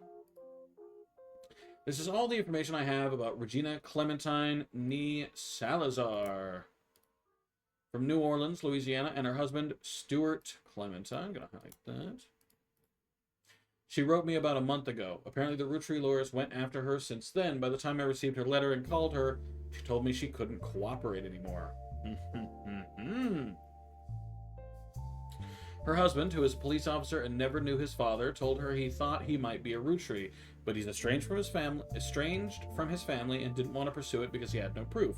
She wrote to me behind his back. Normally I wouldn't be so sure, but she had some pretty credible facts. Some of it I've been able to confirm. Stuart's mother was named Mary Beth Clementine. Mark that. She was pretty well known in the 30s to 50s, a singer who went on to tour a lot of churches. You can look her up online. She was a pretty big proponent of adoption. I know for a fact that she came to Butler County a few times. I remember her from when I was younger, and Regina said that Stuart told her that they always seemed to spend a lot of time at the Miracle Church. I'll mark that. And let's mark more so I actually know what I'm referencing to. She sent me a photo to prove that she's who she says she is. I've attached this email. Please consider saving a tree and not printing this email. Well, it was printed. This photo was given to you by Sam Madsen. A woman named Regina Clementine came to her and claimed that her husband has confessed he thinks he's a Rootree. The details of blah, blah, blah. Stuart is the older boy wearing a vest. So this one. The woman is Mary Beth. Who are these guys? I know that's not Miracle because he doesn't have that stupid rainbow tie. Wait, so this is wrong?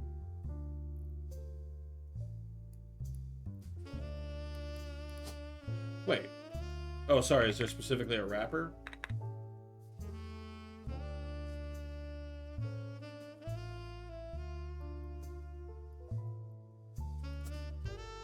Musician, I guess? I figured singer because he raps, but, well. Whatever, I suppose not. Good for him, I guess. Ah, no wonder it wouldn't lock it in. Okay. So now let's check out my highlighted stuff.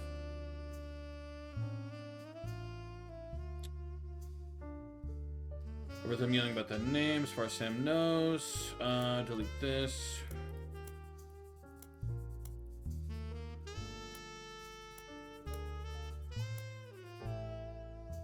Yeah, I'll delete that. I'm deleting everything before a certain point because I looked them all up. I'll keep this because I don't have Elizabeth yet.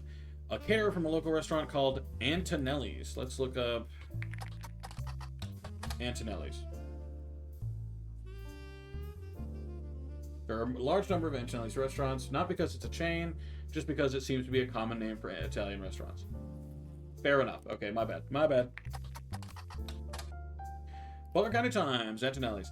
Antonelli's is an Italian restaurant, and it has been in the Butler County Times twice. The most recent time was when it closed in 1992. The owner, Rochelle Zimmer. Let's highlight that. Let's actually check what my highlight is. Catering restaurant called Antonelli's. Gotcha. Sold the land the building was on, and at the time of the article, she was unsure if the restaurant would move to a new location or if she would retire. Many years before that, there's a puff piece from Valentine's Day in 1978 that asked recently married residents of Butler County how they met. Ooh, okay. That's a name I know. From somewhere near. Christine Garland responded. She and her husband, Steve, who was a chef in Antonelli's, I'm going to mark that. Met years ago when she delivered produce from her mother's farm. Okay. No effort to avoid my weird sentences. Honestly, if it's literally just I'm jacking my dick, but in another sentence, or like a similar to that sentence, you know, I just kind of don't read it. I have to protect myself some ways, Blue. like it's in a similar vein. Yeah, but when you say it that way, it's on the same branch as saying it that way, so I just don't read it. Met years ago when she delivered produce from her mother's farm. Steve used to work extra hours just to be there during her deliveries. Although they grew apart when the restaurant switched suppliers, they reconnected by chance and eloped at the end of last year. Now she has a bun in the oven and they're both working as much as they can. She's a secretary but went back to delivering produce on the weekends, trying to save up money to move to Boston and open their new restaurant. Very exciting. Okay, what was after that? Antonelli's. Who's Beth? Because he overheard that name. Elias once had a secretary named Elizabeth, a different Elizabeth than the supervisor at the farm. I looked up Elizabeth already. Yeah. Riley and Joanna Fellows. I'm going to remove that. What about the full name? Sorry. Full name. No. What about Ravensworth? No. Christine Farrow, but a Christine Garland. Christine... Oh. Oh, well, that's under right. What about Barrowa? No.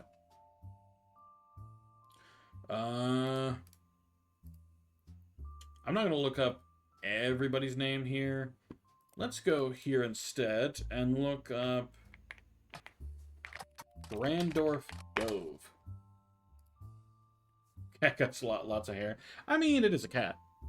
The Grandorf School for the Deaf, formerly Grandorf Dove, is located an hour from where the Roottrees officers used to be in Butler County, but it serves much of that part of Pennsylvania and nearby Ohio. According to their website, it was formerly named Grandorf Dove from 1923 to 1990 because Grandorf was the last name of the founder, and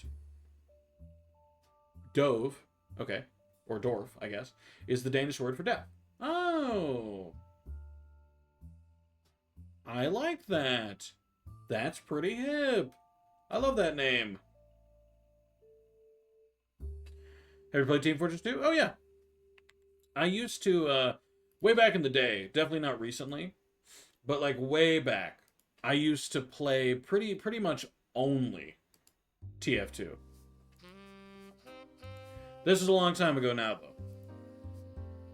I don't play much in the way of TF2 anymore. Though I still, you know, I'll hop on sometimes. I mean, Pyro, I'm a spy main. Spy and soldier, but I just don't play that much anymore. The founder had issues with government translators, leading to an odd transcription issue. Got long hair, though. I'm neglecting brushing lately. Shame on you, Blue. I'll be right back. No worries. In 1990, it was renamed to better represent the school's purpose and to correct the embarrassing lack of effort and awareness demonstrated by the government officials in those early days. The staff is listed on the website. You scan through all the biographies and find that the principal, Miss Ford, is fluent in 5 languages. I'm going to check that. Including ASL.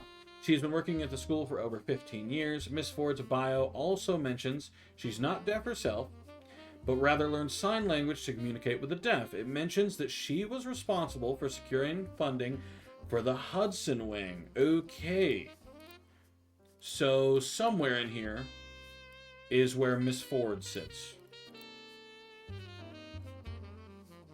Which is going... is going to be...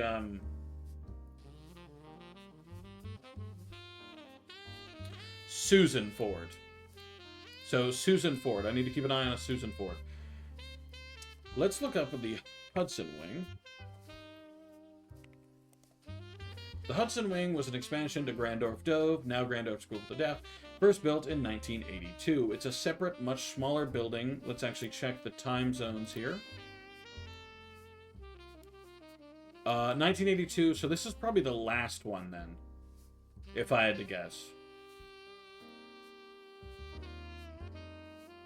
Because they ended in 1982, so I'm assuming that the last one, I don't have a picture, the last one is going to be,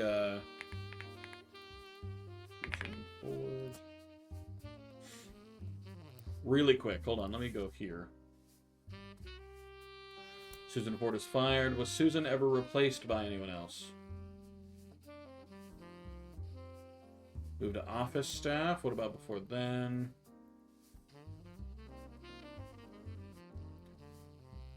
Susan Ford was hired under a special category that only existed for 1 year. Special Services Interpreter.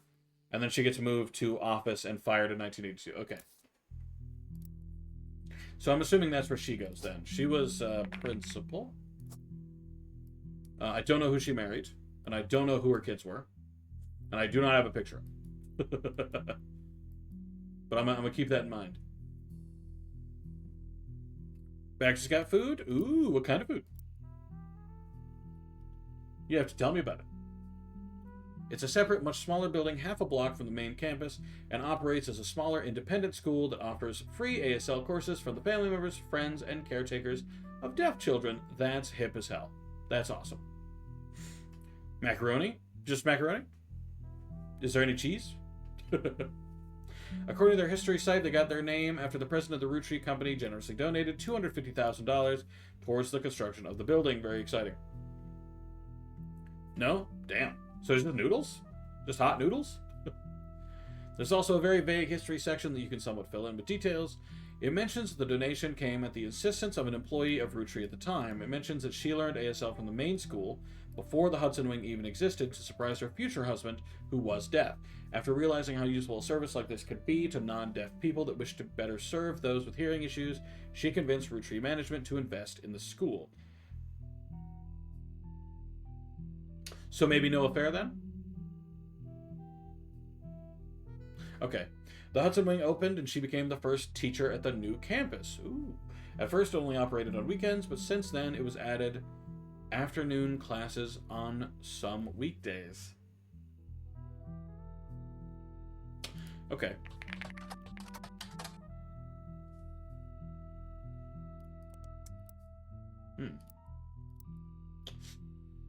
I was pretty hopeful there. Okay. Bummer. I really thought that was a good, I felt good about that. Let's look up genealogy. Okay, let's look up their prodigy.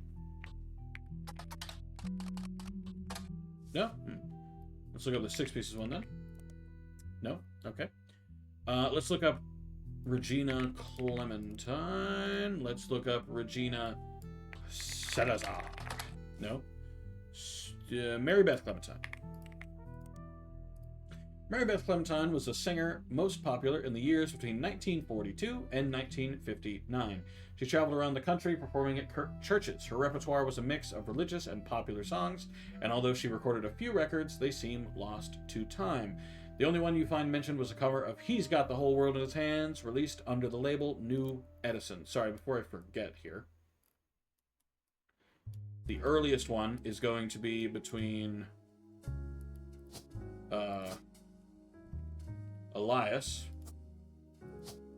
who was the first president, and I don't have a picture, and Beth Knox. I don't know what she did. She was a secretary. I don't know what else she did. I'm watching Eamon? What's Eamon?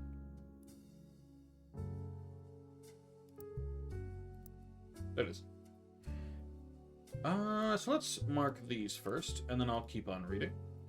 One thing Mary Beth was known for was her adoption. She listed on many sites that mention adoption and the history of adoption. She adopted 2 children in the late 1940s, Stuart and Mark. Okay.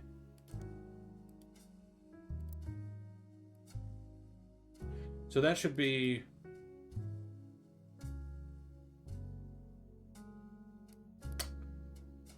There's no mention of an infidelity for Guy that involves adoption. Oh, adoption. They were her kids, but she's... Okay. Gotcha. Okay. She also spoke as an advocate for the benefits of adoption in front of the United States Congress in 1949, who were convening to debate and discuss the then recent first adoption of an African-American child to a white family in the United States. She was specifically there to detail her experience going through the system to adopt Stuart. Her other son was adopted, and according to a single line, on one adoption site under unusual circumstances.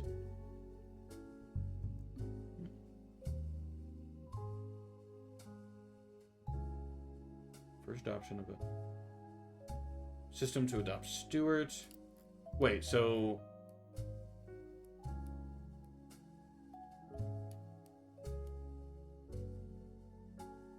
This was the first adoption of a...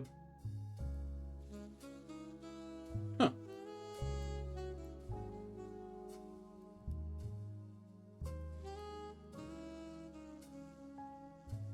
Wild. But who is Eamon, by the way? He didn't answer.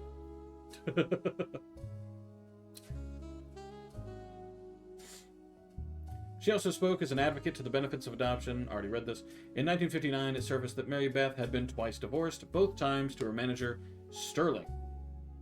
Twice divorced. I'm not... Wait, okay. Wait.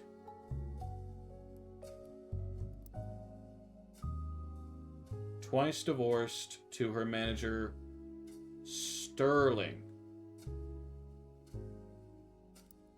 Okay, so... Okay. Wait.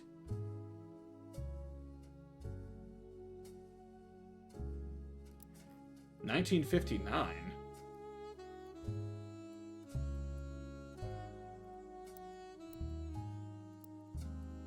At the very least, I know for a fact she had 2 kids. Well, here's adoption. Guardian adoption or otherwise.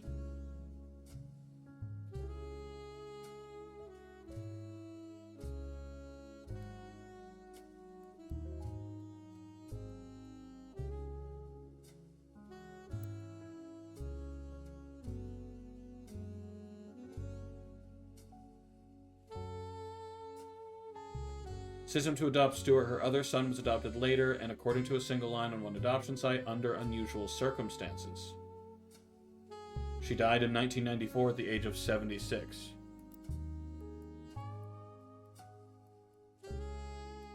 So I guess it's going to be this one then. So this is going to be...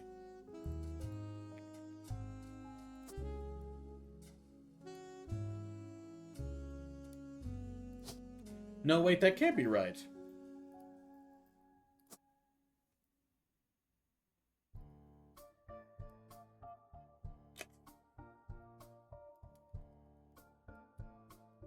Because we know her mom's name.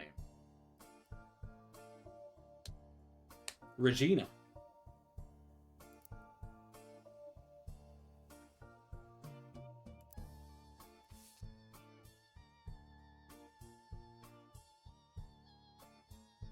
Wait. Okay, wait. Hold on. I confused myself. Regina is Mary Beth's mother-in-law. No, sorry. Daughter-in-law. Her husband, Stuart, is the possible Rootree. John Doe? Okay, so that person's dead. So, okay. So I think this then is Mary Beth. And her kid...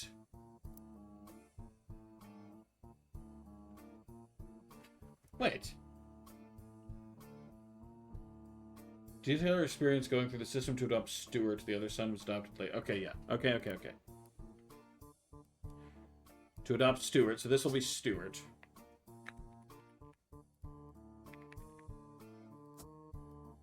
And this will be Regina.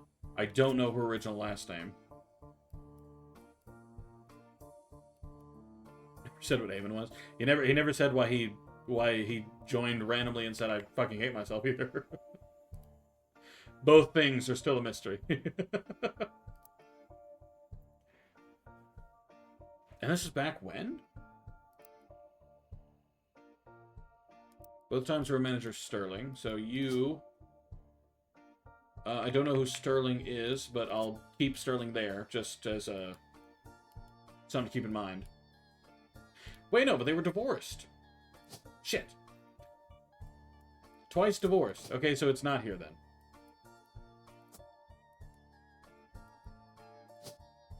Okay, my bad.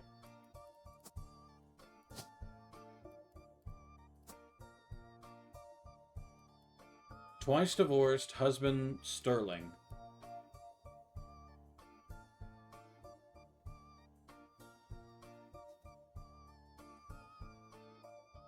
He got insulted? Wait, how was I insulted?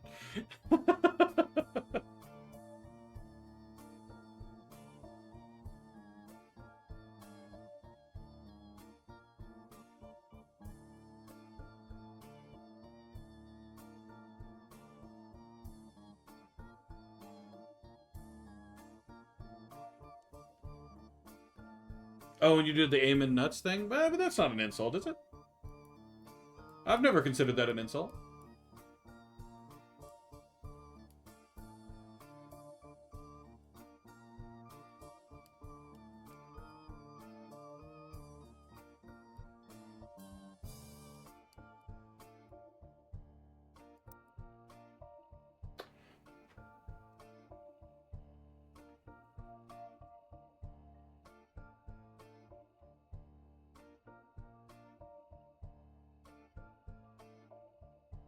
We're going to do a single line of the adoption site under unusual circumstances.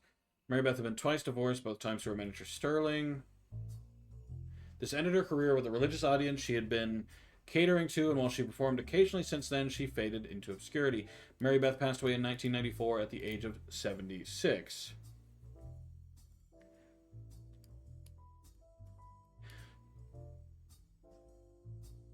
So does then that mean...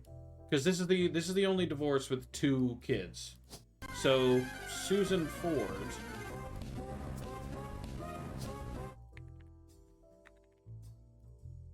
then can't be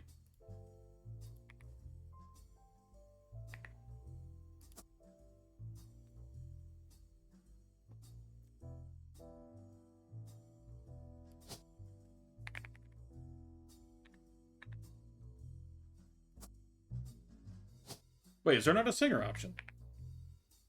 Oh. Then why'd he get a singer option? Damn it.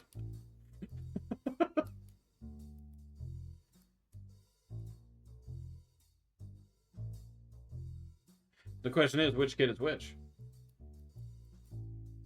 But again, where the fuck does the adoption come in? I'm having an aneurysm. Fuck, man. Oh, this is so much more confusing than the first part. Oh, I did not have nearly as many issues last time.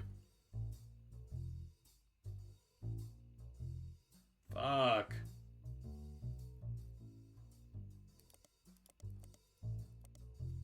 Hang on, let me text my wife.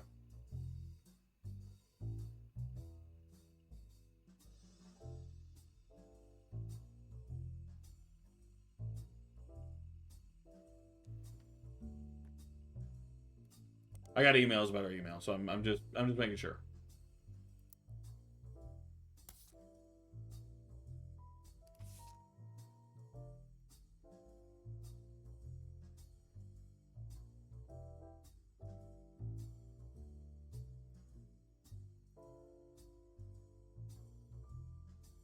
Stewart's mother was named Mary Beth Clementine. She was well known in the 30s to 50s. A singer who went on tour to a lot of churches.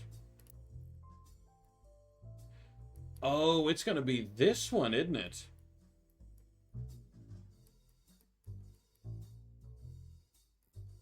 It's going to be Miracle.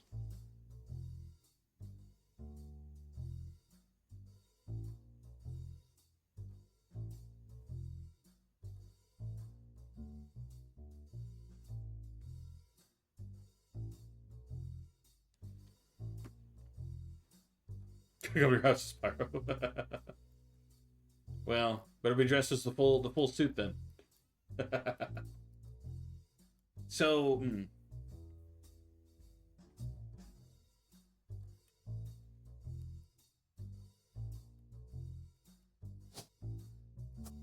I've got a theory. I've got a small theory that Miracle, this one, back then, might have been doing. What, is pastor not an option anymore? Preacher, my bad. Preacher. I think that he was messing around.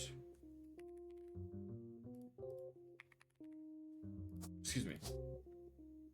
With Mary Beth.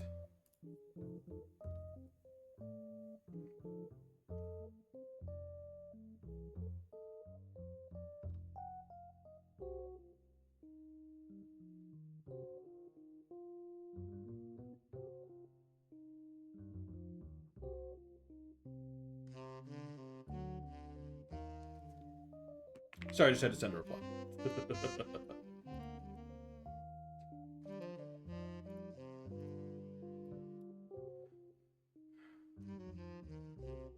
Payne.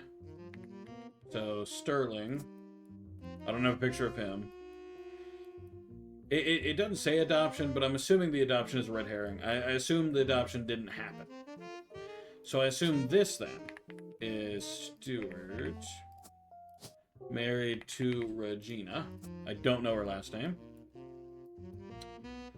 And I don't know what's going on here. Because this is her kid, too, and I don't know who that is. It's a man, but I don't know who that is. Gave to Butler County a few times. Spent a lot of time at Miracle Church. Yes, okay. In that case, I'm gonna look her up.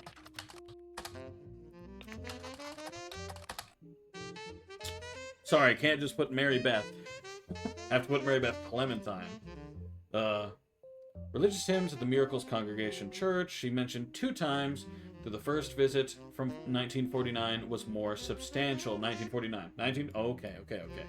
Miracle Congregation welcomes Mary Beth Clementine with open arms. The article mentions that the church's leader was moved when he heard Mary Beth's recording of one of his favorite hymns, His Eye is on the Sparrow. Gonna highlight that. And reached out to her personally. His Eye is on the Sparrow holds a very special meaning to me. As you know, I've had a very difficult upbringing, and it's no secret that my own eyes have always been a source of struggle. The song is about overcoming sadness and hardship through Jesus. If God can find a way to watch over every sparrow, he can certainly watch over those made in his image. My family's fortune does me no good as a man of the Lord. It's much better spent spreading his word, and I felt a kinship with Mary Beth ever since I heard her voice. When I learned her personal story, I knew I had to help her in whatever way I could. The Bible is full of adoptions from Moses to Esther. Spending your life taking care of those helpless to help themselves is incredibly noble. She and her son are welcome to stay in our guest home. Oh. This was 1949. Okay. I mean, that would imply a little bit that said infidelity probably happened before then, but it's fine. Yeah, it's fine. It's racist to block people. Well, their old username was Roblox guest.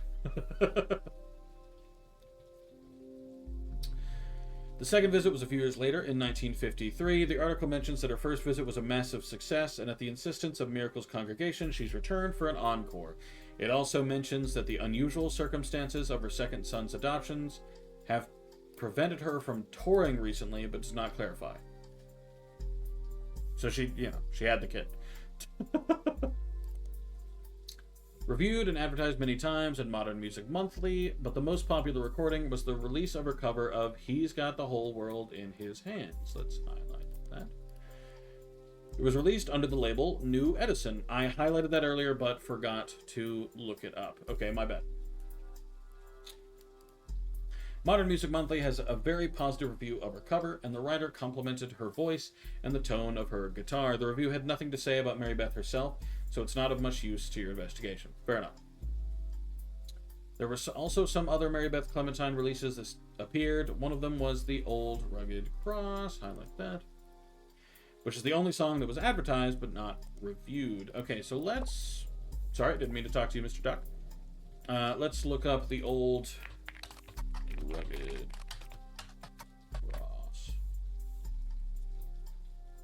They might be. I don't know. They'd say something and then not respond for 20 minutes and then go back to saying things. Mary... No, okay. So nothing about The Old Rugged Cross. What about He's Got the Whole World in His Hands? Nothing relevant. His Eyes on the Sparrow.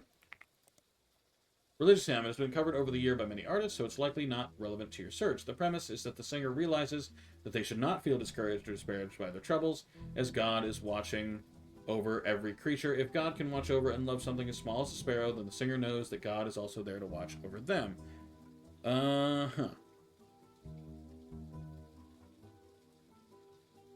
True.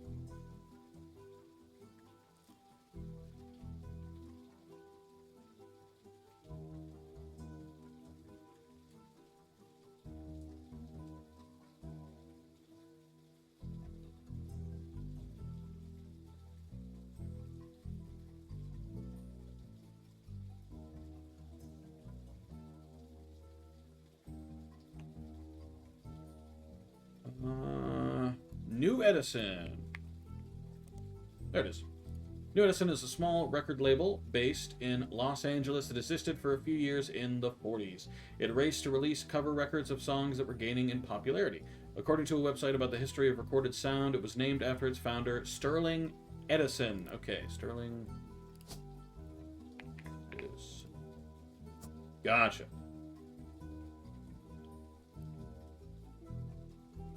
Okay. Sterling Edison. Its biggest claim to fame is being sued by the estate of Thomas Edison in Edison Records versus Edsel. I will highlight that.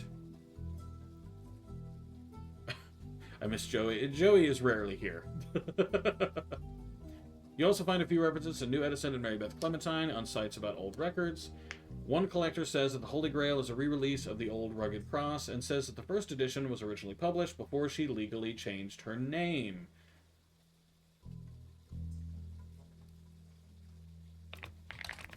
So she has a different name then.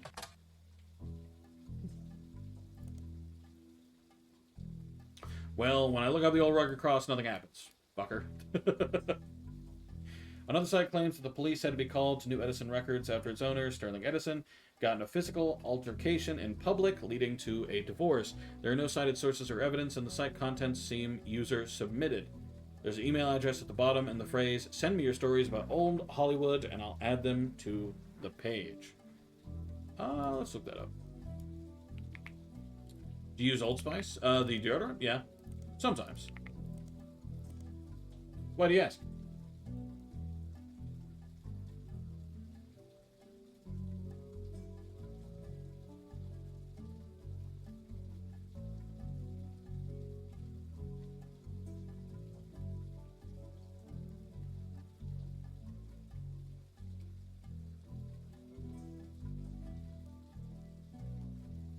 Just wondering? Oh yeah, I have a few times.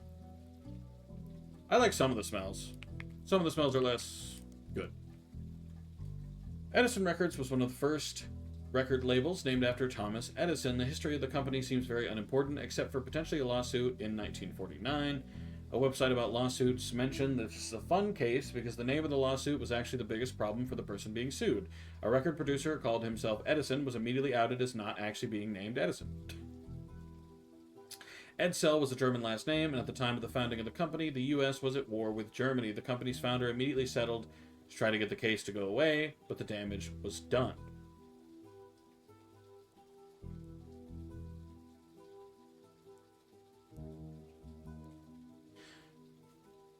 Wait, so he's not called Edison. He's Sterling Edsel. Oh.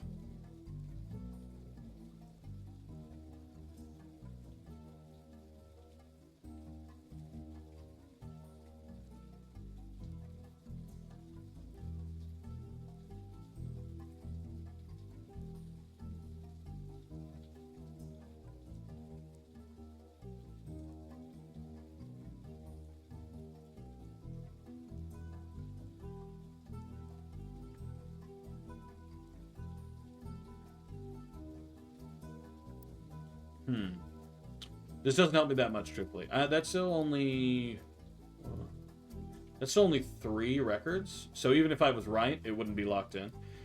Maybe I can look up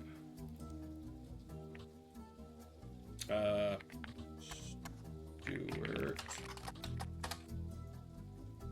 Clementine isn't that popular of a last name, and you find a Stewart Clementine listed as one of many names on an emergency services website in New Orleans. It seems he's a police officer. He has no web presence. Fuck. Shit. Okay. Damn. What about no. No. Wait, shit. I was looking in the music. Hang on. No, damn. Damn. I was kind of hopeful.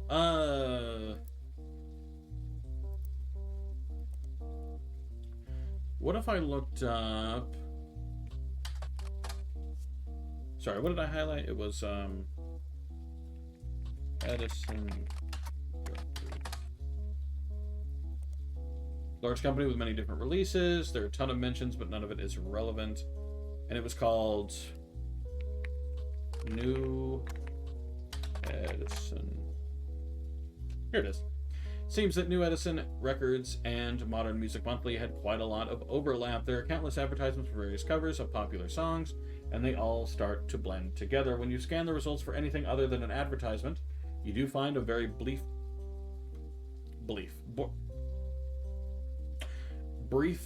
blurb. I don't like the b. Brief blurb from when New Edison was sued by Edison Records. By the time the magazine had covered it, it seems the lawsuit was settled out of court, and New Edison was destined to shut down.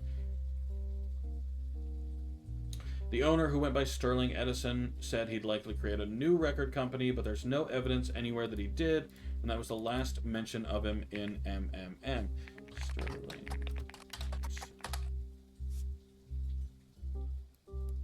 Go ahead, sell. By no appearance of... Oh. Then why do I get a response, you fuck? Either I get no response, or I get an article that's the same one. Damn it, man.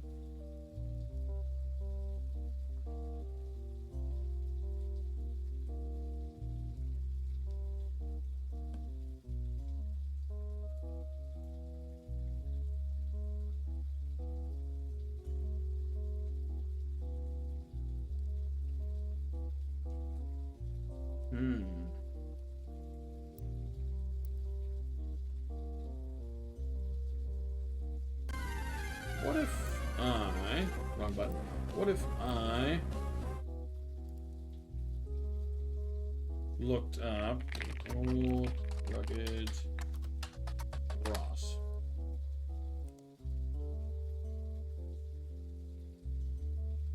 Aha, when it was first reviewed by the magazine, it listed the artist as Mary Beth Quaker.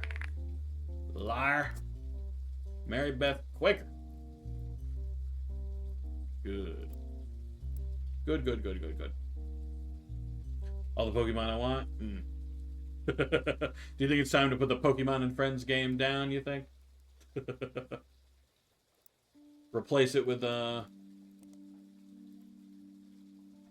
that fishing game or whatever. Got the whole world in his... No. His eye is on the sparrow.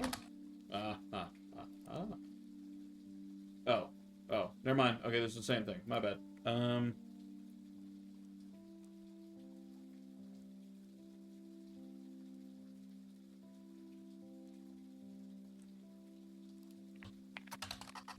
Shell Zimmer.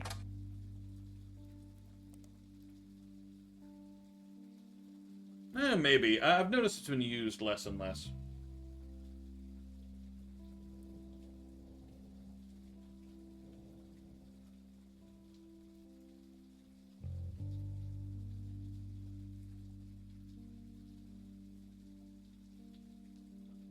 Hello, Apollo. It's been so long. How you doing? Welcome in. Husband Mark Zimmer have a few mentions in the Butler's County Times. Both were local business owners. Rochelle owned Antonelli's, an Italian restaurant, and Mark owned a local bookstore called Bookmarks. Let's... Oh, shit. Everyone else doing? I'm doing okay. But overall, still pretty good. Sued by Steve Garland. Okay, let's mark that.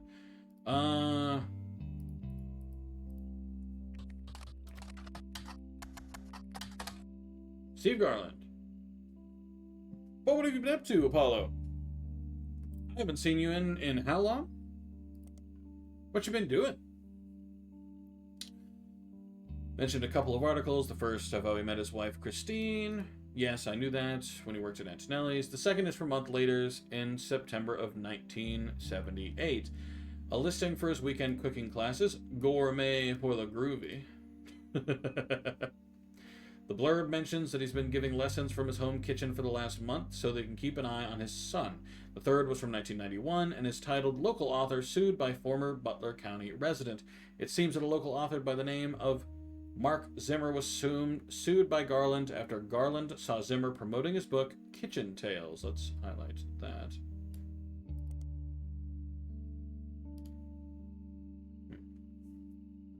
SMH. I mean, now that I'm in the States, I'm a good 5 or 6 difference.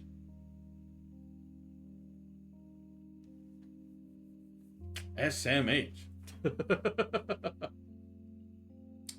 His recipe book was partially plagiarized from the recipes that Steve Garland would give his students during his cooking lessons before he moved. The article mentions that although recipes are hard to copyright, Garland accompanied each recipe with a short fiction about how he learned it. These usually doubled as a way to remember certain ingredients. Garland's bean salad, for example, involved making a trade with a gnome for some magic beans. Apparently, these stories were found word for word in Zimmer's cookbook, in addition to additional stories that followed the same format. SMH, Steve Garland. How dare you?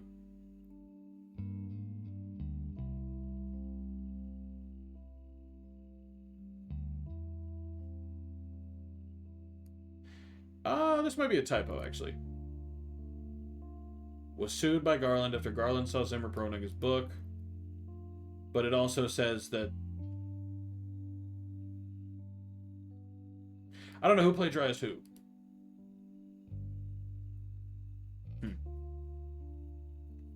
What exactly is happening? Okay, so this is a game called The Roottrees Are Dead.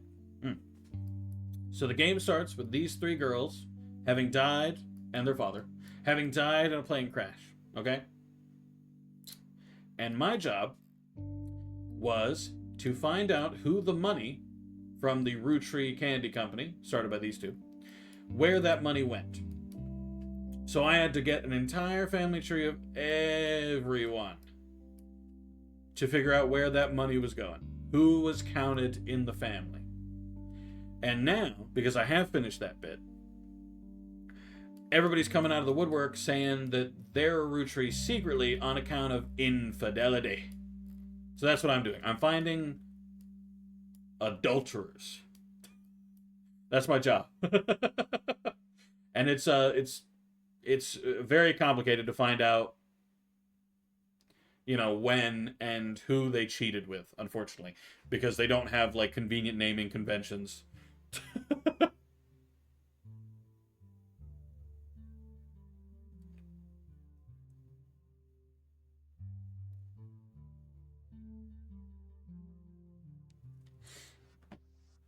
Sounds very confusing. I love it.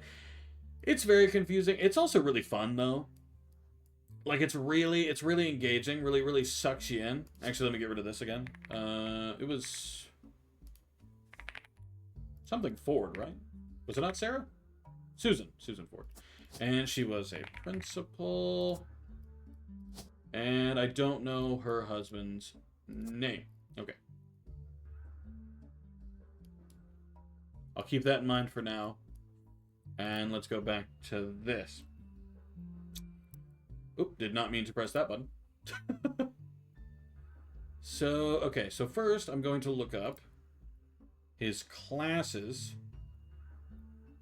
Gourmet for the groovy. Which, honestly, same.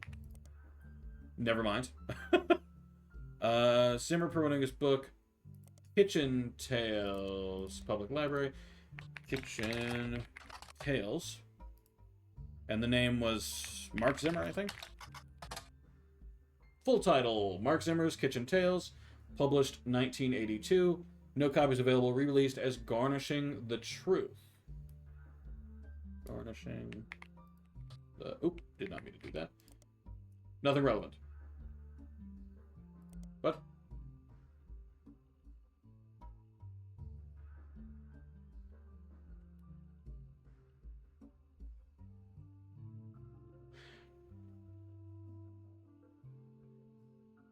Re-released by who, then? Steve Garland? No?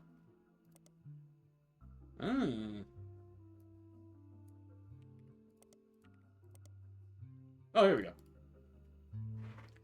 Garnishing the Truth is a cookbook credited to Garland and Zimmer. Okay.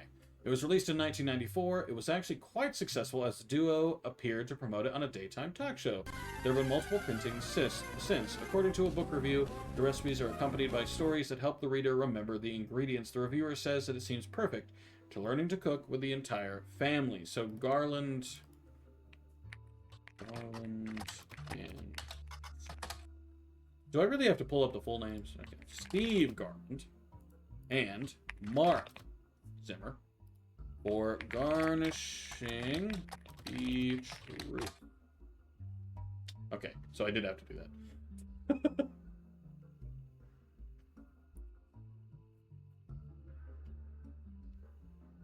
Give me one sec.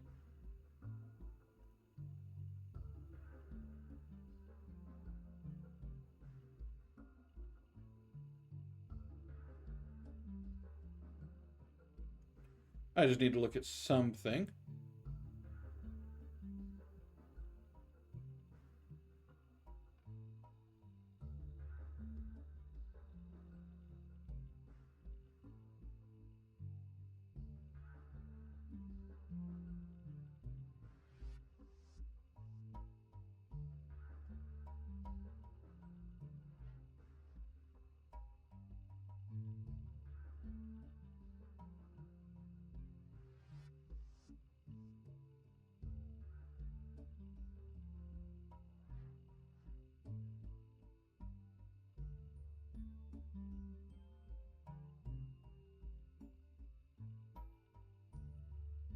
Sorry about that. Something's going on with my wife's school supplies. We're being robbed a little bit. Not like entirely, but a little bit. Just a smidge. The introduction of this book is a series of acknowledgments from Steve. The first is, Christine, thank you for everything. Your support means the world to me. You are the apple of my pie? Okay. The second is to James and Robert. You're becoming amazing men and incredible chefs. I guess I'm a good teacher. Okay, so Christine Garland is... So Christine gets with Steve, who has James and Robert. Presumably. That's a bit loose. Technically, James and Robert could easily just be some dudes he taught. But, like, just in case. Just in case. Final Mr. Mark Zimmer, you proved my storytelling approach to recipes could be popular. Without you, this book couldn't exist. That's an interesting way to say that. There's also a foreword by Mark Zimmer. I first met Steve in 1978 when he taught a cooking class. The next time I saw him was over a decade later when he was suing me for stealing his recipes. Yes, really. So you might wonder what I'm doing in this introduction. Well, it turns out that Steve and I had more in common than we thought. Instead of settling at court, we settled it at McCarran's Brewhouse after a game of darts. I will highlight that, just in case.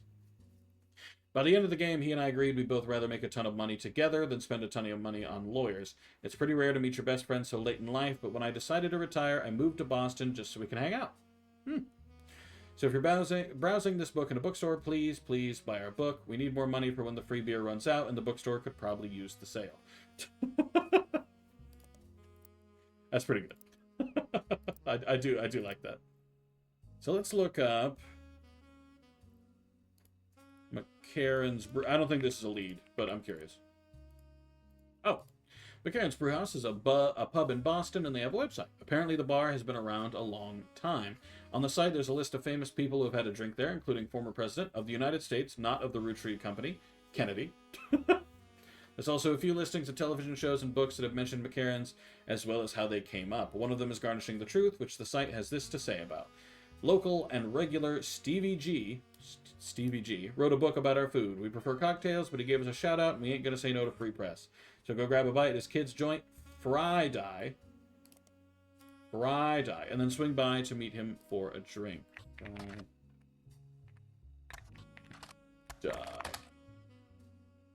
Friday is a fairly popular restaurant in Boston. They don't have a website, but many locals seem to mention them in various places. One more in-depth review explains that it's not a full restaurant, just a front door and a very small interior with a window.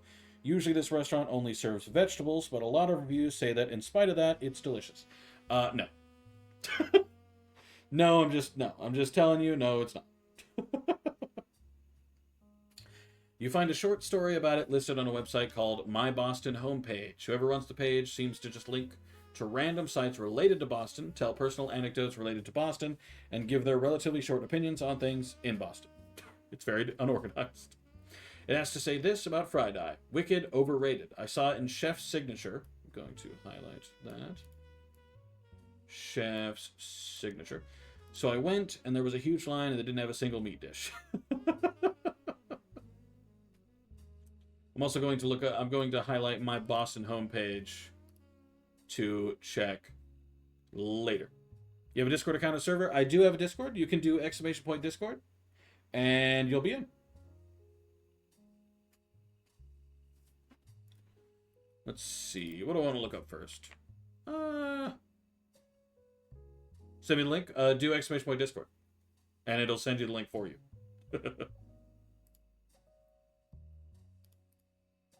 Let's see. Let's do My Boston Homepage first. Okay, or it's gonna. That's fine. My Boston Homepage is run by someone with eclectic taste. They claim to rate things on a scale from wicked awful to wicked wicked. What a scale. The most recent things to receive a wicked awful was an antique store called Bees Things. I will highlight that as well. I don't think that's a lead, but I just want to look it up. Apparently the owner, Beatrice, is not very friendly. The most recent establishment to receive a wicked wicked is a comic store in Cambridge called the Million Year Picnic. As far as you can tell, nothing besides Friday seems to be connected to your search in any way. Bummer. I'm still going to look those up, but bummer. Chef's Signature. Oh, sweet. Chef Signature is a magazine related to food and trendy restaurants. Words. Okay, I'm going to look up these things first, though. Antique store located in Boston. The owner's name is Beatrice, and the store's name appears to be a somewhat awkward attempt at a bee stings pun. This is supported by what can only be described as a swarm of bee-related imagery and puns on their website. Their logo has a pastel yellow and black striped theme with clip art insects all over it. It mentions that all of Boston is buzzing for bees. That's so good. There's even a listing for a vintage armoire that mentions it has plenty of room for all your yellow jackets in it.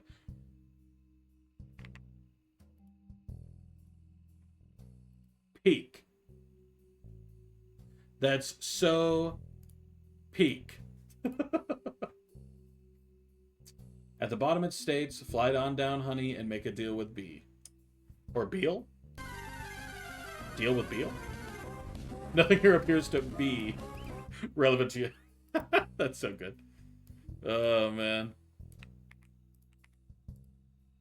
The Million Year Picnic is a comic book store in Cambridge, Massachusetts. It's one of the oldest comic book stores in the United States, founded in 1974, and named after a short story by Ray Bradbury. Hey! I know that guy. If you decide to visit the Million Year Picnic for the first time after playing this game, please tell the owner, Tony, that you heard about his store from the video game The Roottrees Are Dead by Jeremy Johnston. Fair warning, he has no idea that I did this and will probably be somewhat confused if you're the first person to tell him. So it's literally just... That's so funny. So it's literally just a comic book store that he put in the game for fun. That's so good. I love that. Send your friend request on Discord? Okay. Let's see. Don't need Pixpop. To be honest, I've ran into like 6 different dead ends here.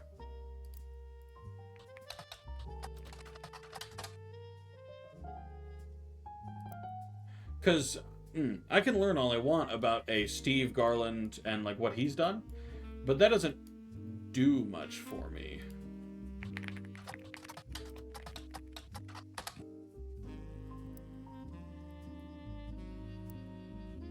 What about just Susan Ford? No.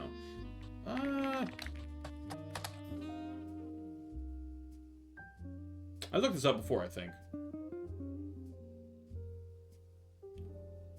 Been litigation to anyone who's tried to disparage Guy or the company in public.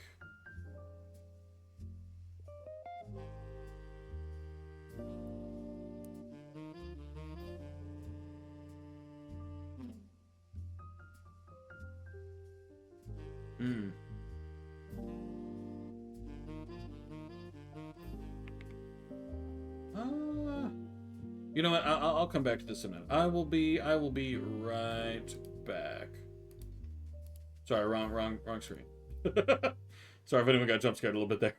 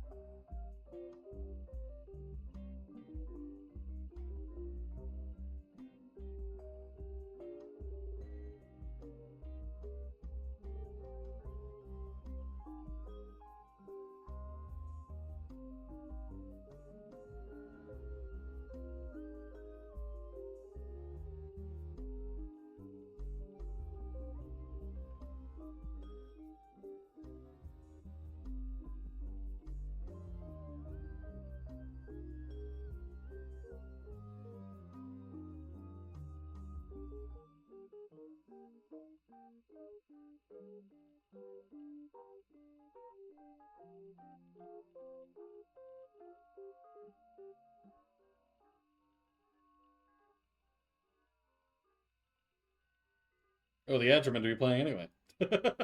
I was doing it during the ads on purpose. like I came back and I was like, oh.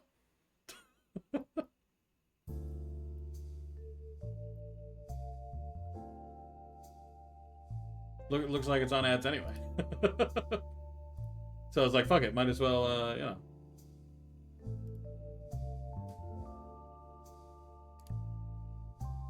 Also, what is that? What is that gummy thing?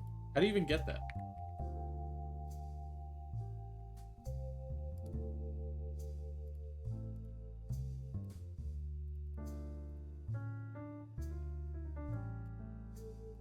Well, the ads are over now, so I'm gonna try one more time just to see if I fixed it. But I doubt I did, to be honest. It looks like Blurp's having I think it's a Cloudflare issue or something. Because it claims it's like totally super connected, and it's like not.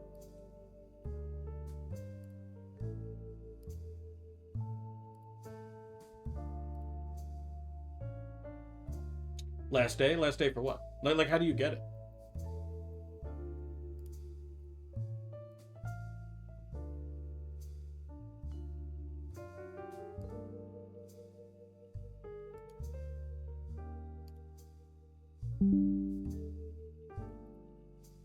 What do you mean Twitch chat got disconnected? Sammy! Please. 15 minutes in a DJ channel? Oh. Oh, I think I saw that.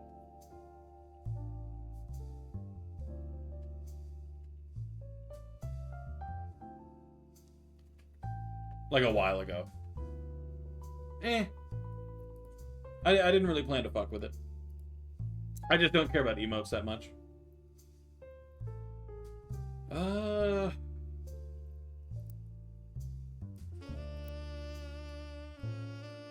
You know, I hate to do this because I really don't want to, but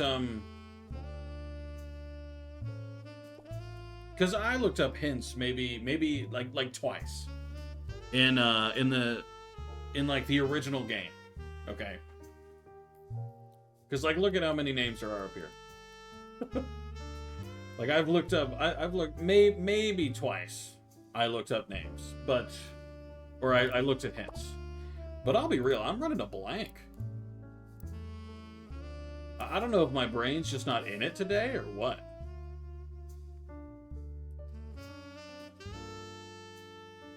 Daughter Gwyneth took over in 1984. Coincided with the reign of Guy Hudson, who took over as president.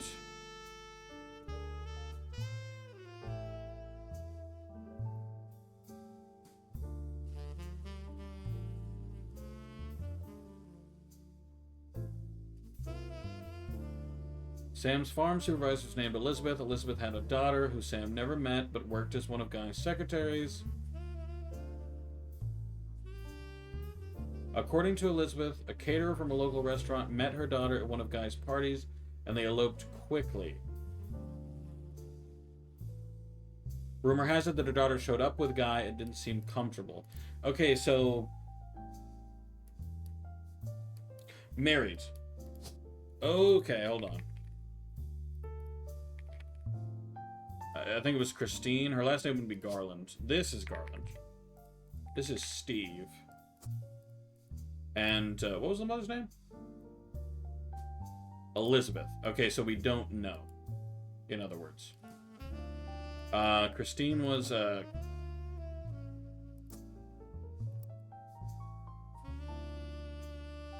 quickly, Elizabeth was aware. Rumors said that the daughter showed up with Guy and didn't seem comfortable switching partners.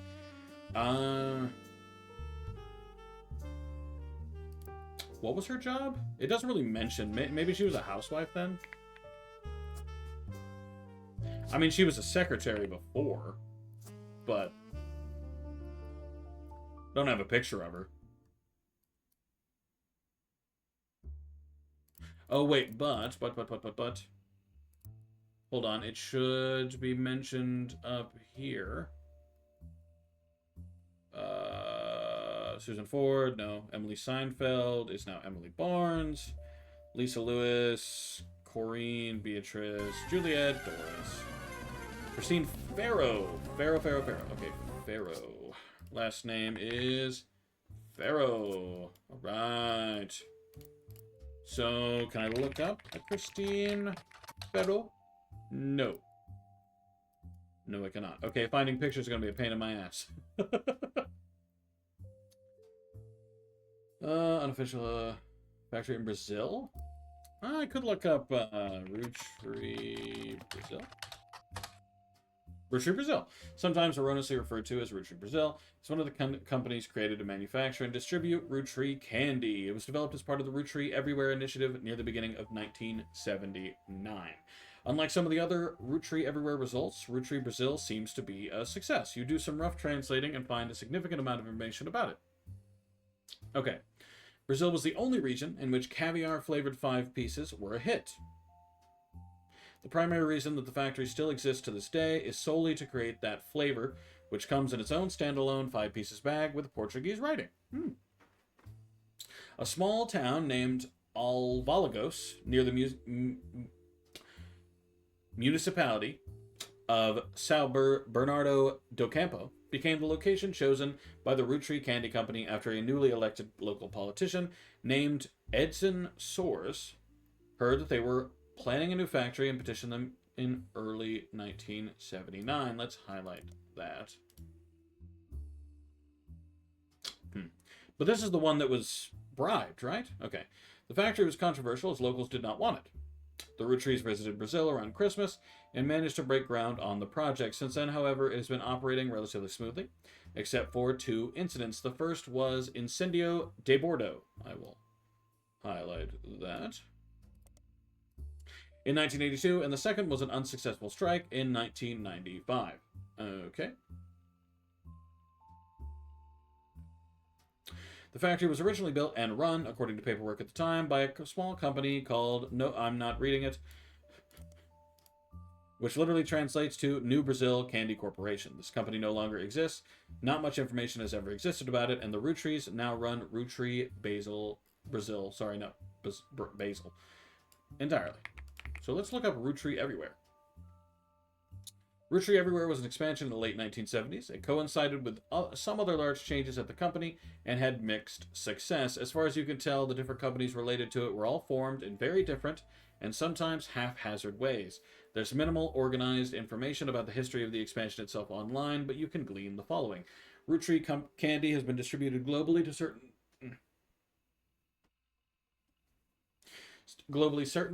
certain markets approved by Elias as early as the 1940s. This included places like Canada, Mexico, and select countries in Europe, mostly the UK. Roottrees got... Oh, bloop. You can't start this back again.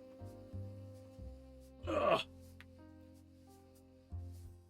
Ugh. Sorry, my neck feels like it needs to be popped. It's starting to bother me. Anyway. Roottrees Everywhere involved Roottrees' expansion to other major markets that were assessed to be ready for Roottrees. This started with 4 that it had no share in: Australia, Brazil, China, and France. Each of the countries had an entirely new company formed, mostly by making deals with local distributors and manufacturers. Okay. So I've looked up Roottrees Brazil. Let's look up Roottrees House. Roottrees House is one of the companies created to manufacture and distribute Roottrees candy. Blah, blah, blah, blah, blah. According to a history website for Roottrees House, Charles Martin, who owned a company that manufactured licorice in Australia, was tapped to run the Roottrees factory after he impressed the American leadership of the Roottrees Candy Company at the time. I'm sorry? Sorry about what? It's not your fault my neck hurts. Roottrees Australia did have some success, but only in certain regions. The manufacturing leg of the company shuttered in 1992 after the death of Martin, and it now serves as an importer and distributor. Oh, fair enough. China Roottrees. Let's check that next. One of the companies designed blah, blah, blah, blah, blah. During the late 70s, China began to go through a period of economic reform. This led to new opportunities for American companies, and the Roottrees Candy Company decided to pounce. Lang Hongbo was said to personally win over the Roottrees family and was the owner of multiple textile factories. Did not wish to import the ingredients and built a special factory to manufacture the candy in China. So instead, they made a deal to import bulk, unpackaged Roottrees candy and label it for not only China but additional markets. Hongbo, who was already in his mid-50s when the deal happened, only had daughters, and his brother Lang Hongyu took control upon his death in 1986. After Hongyu died in 1992, it passed to the oldest child from the next generation, Lang Xinyu. I don't know if that's super relevant to anything I have here, but I'll keep it in mind. What's next? Roottrees, France. Roottrees, France.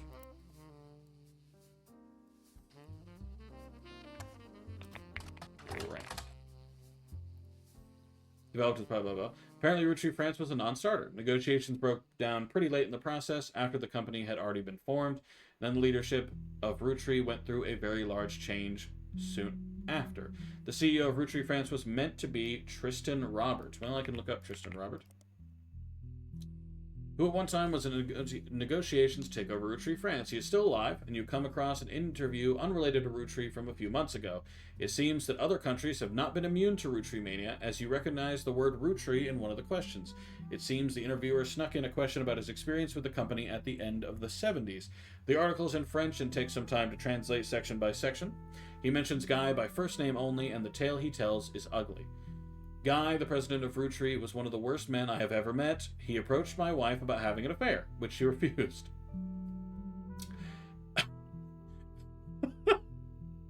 He then kept insisting that this was the best way to celebrate the end of our business contract.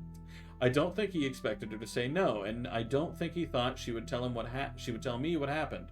I punched him in the face and refused to attend another meeting with the man. They lost a lot of money on this deal because not only was he a terrible person, but he was also a terrible businessman. When he died shortly after, it felt like the universe was working things out. I wasn't surprised to learn he had a secret child. He seemed to treat women like collectible pocket monsters. It seems mentioning Pokemon sidetracks the questions a bit, and the interview never returns to Roottrees. Can I look up Pokemon? Is that wild? Pokemon, or Pocket Monsters, is a video game franchise made by Nintendo that premiered in different countries over the last few years. Besides Roottreemania, Pokemania has swept the globe in the last year or so. It's unclear if this franchise will have any lasting presence or if it will fade like Roottreemania has. I love that that's something I can look up. I love that that's something that was included. That's cool. I enjoy that. That's a fun little little tidbit. Let's see. In that case, I want to go... Oops, wrong button. I want to go back to this one. And I want to look up Lang. You come across a website for the Lang Tai Textile Corporation, which is a company that has helped expand Roottrees products to China since the late 1970s. The company seems very accomplished. Their site has quotes from many different reporters and news articles listed on it in nearly every language. It's also mentioned quite often on websites about Chinese businesses, but those mentions are company-focused and not people-focused and don't offer any information useful to your investigation. Their page contains a rudimentary leadership timeline with names that prove the company has been in the Lang family for a long time. It kind of looks like a family tree. Goes back at least 250 years. Ooh. Damn. During the period where they began the Roottrees deal, Lang Hongbo, in China the family name comes first, was the CEO. He died before the internet was widespread, so there's not much out there other than his name on the website. His younger brother, Lang Hongyu, is featured on the history section directly following him. The current CEO is a woman simply listed as Xinyu. Site doesn't list her last name, though she does appear in the family tree below Hongbo. Lang Tai has a few American logos on its page. One is the Roottrees logo, another is Tranquilts, and the third is Piece of Asia. Okay, so... Lang Xinyu, in China, the family name comes first, blah, blah, blah. She has recently listed an article on a website written by and for women. The article, entitled Empowered, is about the recent rise of women entrepreneurs in China. The article states that due to her lack of brothers, she has a younger sister. Lang Xinyu took over as CEO of her family's company in 1992, after her elderly uncle was deemed unfit to run the company due to mental deterioration. This was apparently an extremely controversial move amongst the company's employees, and some of them, the article does not state how many, quit and wrote a letter stating that she must have coerced him in his vulnerable state. Since then, the company has been performing well. Her nephew, who is currently her second in command, is expected to take over when she retires. In the meantime, the board's stance has been a twist on a popular proverb. The article roughly translates it as, someone that has proven they can do something well can do it 100 times well. An unproven leader could doom us all. The article also offhandedly mentions that Shinyu was an early adopter of IVF and helped her sister have a child. Let's highlight that. There's an unsourced picture of Shinyu in the article. It says that it's from 1992 when she took over, and she was 45 at the time. Okay. And what was the brother's name? Ah, here it is. Lang Hongyu. Oh, okay. Okay, same thing. Let's go back a little bit. Let's focus on these. Edson Soares was a Brazilian politician. You find a dissertation published by a college student as part of their PhD in history. It focuses on the rise of democracy in Brazil. Seems up until 1988, Brazil was run by the military, and the politics during that time were often a hotbed for corruption and nepotism. The paper tells of a few politicians at the time, including Edson Soares. Edson is a former mayor of Alagoas, Brazil. Before politics, he was a manager at an automotive manufacturing plant for a major American car company. He was put in charge of Alagoas by the military government in 1973. As mayor, he used his manufacturing background and knowledge of American business to establish new factories, distribution plants, and other business ventures in the area. This had two side effects. First, he became quite rich. Second, many locals were forcibly relocated. This did not make him a popular mayor. In what the paper speculates was a move to counteract this unpopularity, his wife, Sonia, was discreetly put in charge of a television station called Teleread? Telesomething. He often used this connection to ensure supporters would appear on local television spouting his beliefs and emphasizing his political victories. Let me actually go up here real fast and click that.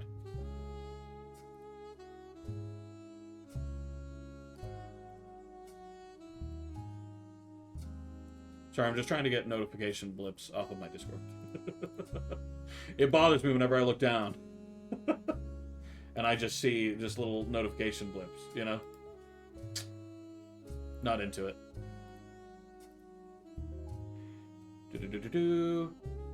He remained in office until 1988 when he was defeated in the first election after the military government was no longer in control. After this election loss, he quickly left the town behind. It is not known where he's gone, but the dissertation even speculates he likely fled to stay alive. Okay. Let's look up Incendio do Bordeaux. Maple fire. In 1982, the factory was deliberately attacked in a case of clear arson. The fire was brought under control after destroying 2/3 of the production floor, and locals claimed that the air smelled like a mix of burning plastic and maple syrup. The factory was rebuilt and continues production to this day.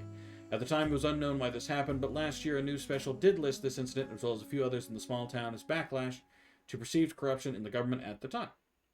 Huh. The mayor of the city was found to be receiving a cut from the factory's profits. We knew that, at least, though. That's not news. Alright, this one that I'm not even going to try to pronounce.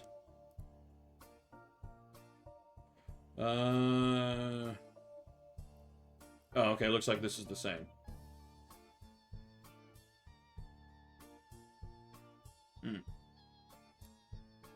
In that case, maybe let's look up the English name?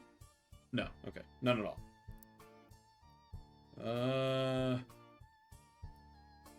Tranquils. Let's do that. Is there another thing I missed?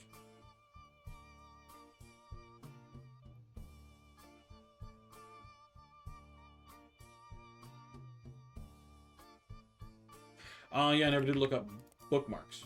That's fine. I'll do that next. Seems Tranquils is a play on Tranquil and Quilts. What a shock. The name is ironic considering they're the loudest quilt you've ever seen. The main quilt featured on the website is a flaming unicorn soaring through space with peace symbols all around it. That's sick as fuck. Although they were listed on the website for the Langtai Textile Company, they don't seem to have much of a connection. It appears that they import cloth. Okay. Not incredibly useful for my uses. Nothing relevant on bookmarks. Okay. Wait, maybe I can look that up at the periodicals instead?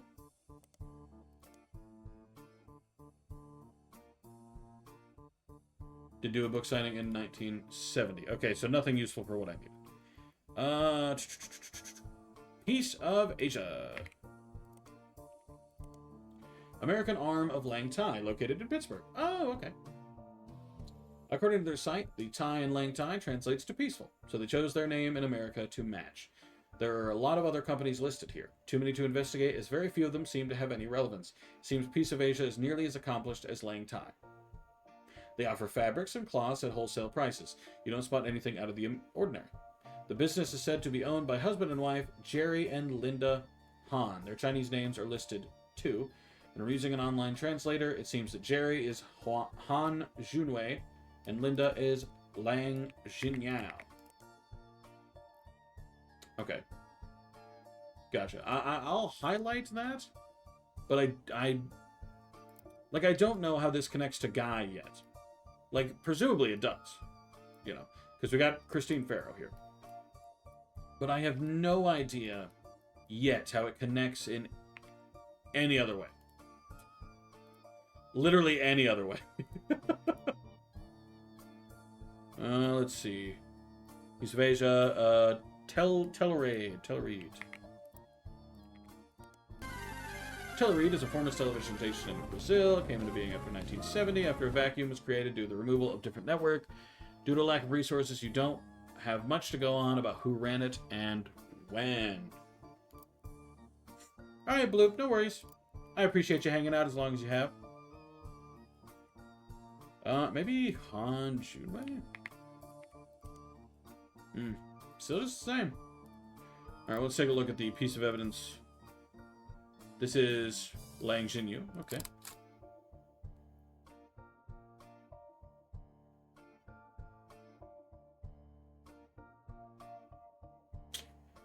Maybe if I looked her up in the periodicals. Yeah. Brings out much fewer results than Lang Thai. Lang Jinyu was even featured in Business Watch in 1992. She missed out on Watchman of the Year, but did have a pretty sizable article that mentions her history. She was born in 1947, the first of 2 children. Her mother was in her 30s when she had her, and had trouble conceiving a second time until 3 years later. This was Jinyu's sister. It became clear that her father was not going to have a son to pass the family business down to.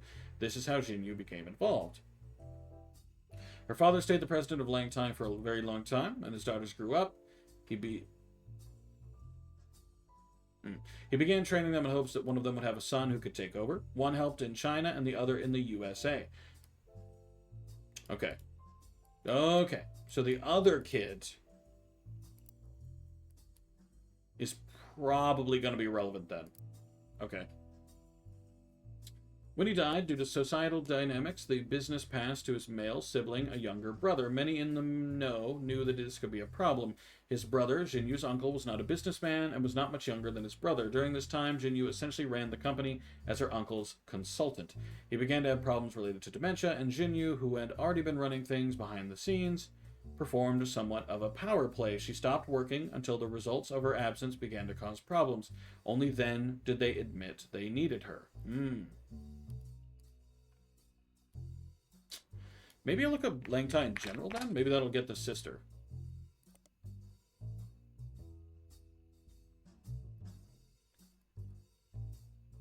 October 1979 stands out as unusual because it doesn't involve Lang Thai. The article details a new medical industry.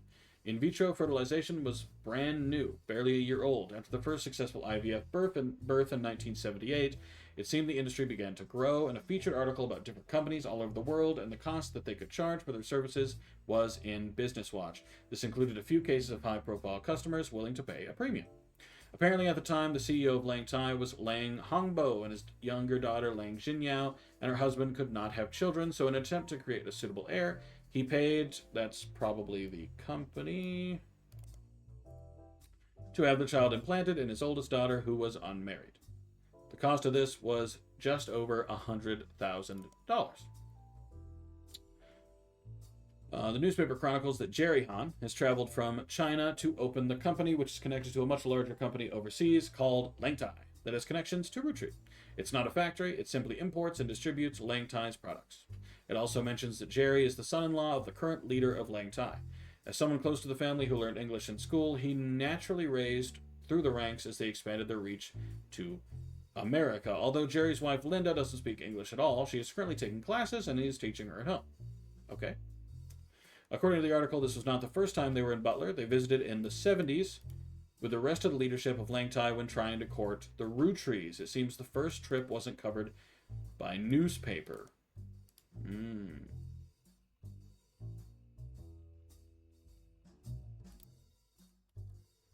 So, fucking Guy Hudson again.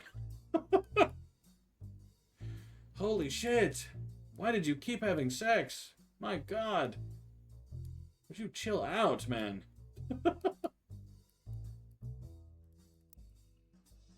Why? So okay. So in other words, probably, I'm thinking that this might be her. Yeah. It's just a theory right now. It's just a theory, but I'm feeling pretty strongly about that. Just a theory here. CEO, I guess. Yeah. Not president. 1, 2, 3. I've done something wrong.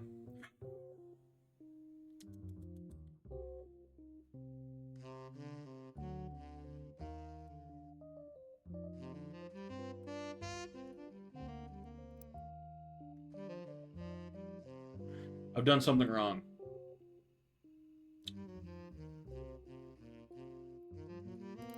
So does that mean I'm wrong?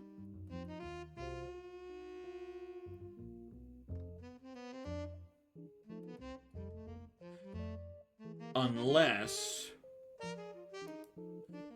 Ooh, now that's an interesting concept. I hadn't even thought of that. But what if that's... Oh, shit.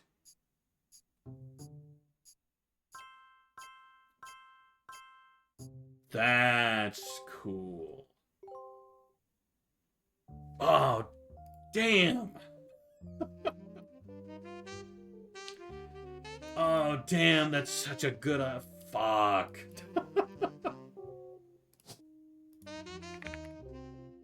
Oh, that's so... Okay.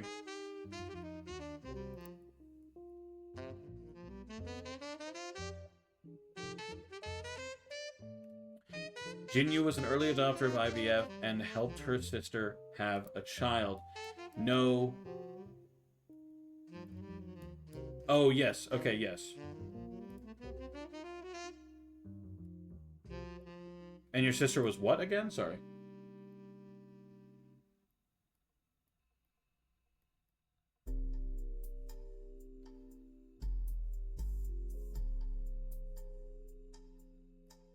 Let's look up this company first. KeyGenes, pronounced KeyGenes, was a medical company with operations in both the US and China. They made international news in 1994 after a whistleblower came forward. Apparently their services were in some cases falsified. While they did often perform IVF, the whistleblower proved that a few of their customers paid for a different service, an alibi. The company would claim they performed IVF on someone who was already pregnant to create a cover story for high-profile families who did not want to give up the child but did not want the shame of an unmarried mother. The whistleblower claimed they had helped this do at least 6 times, but only provided proof of one case, the daughter of an American politician who is unrelated to your investigation.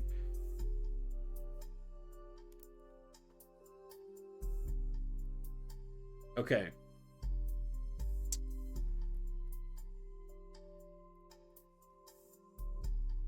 And Linda is Lang Xinyao.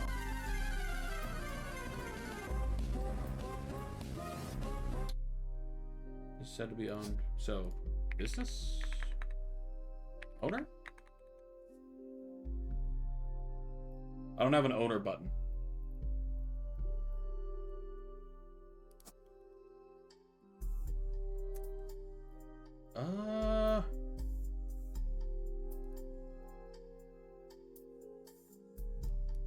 But if that were correct, would I not?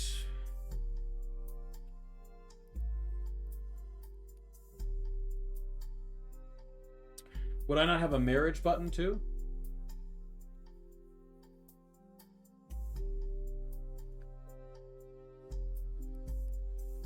Like, shouldn't there be a spot where it says I can marry Jinyao to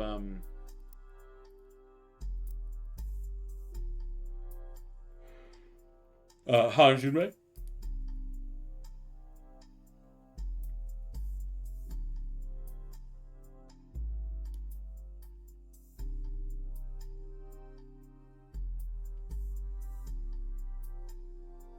Owned by husband and wife, Jerry and Linda Han. The Chinese names are listed too, and from using an online translator, it seems that Jerry is Han Junwei and Linda is Lang Xinyao.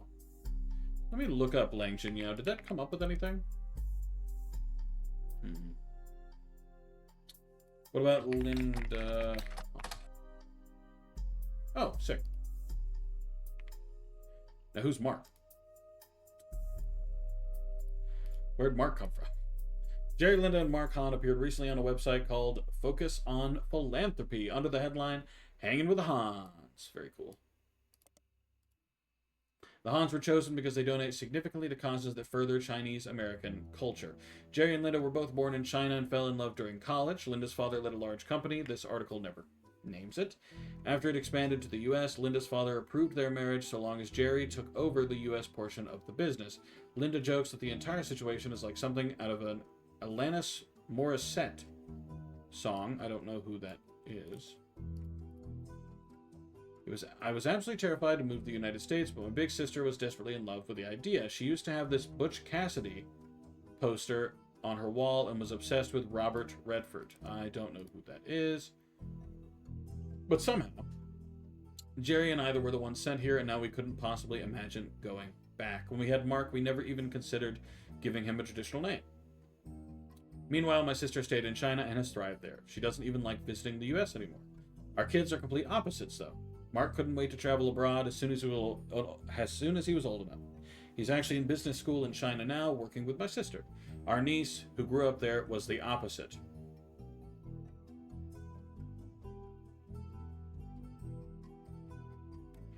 Wait. Then perhaps Jinyao is her niece. Perhaps Jinyao then is a red herring and not who I need.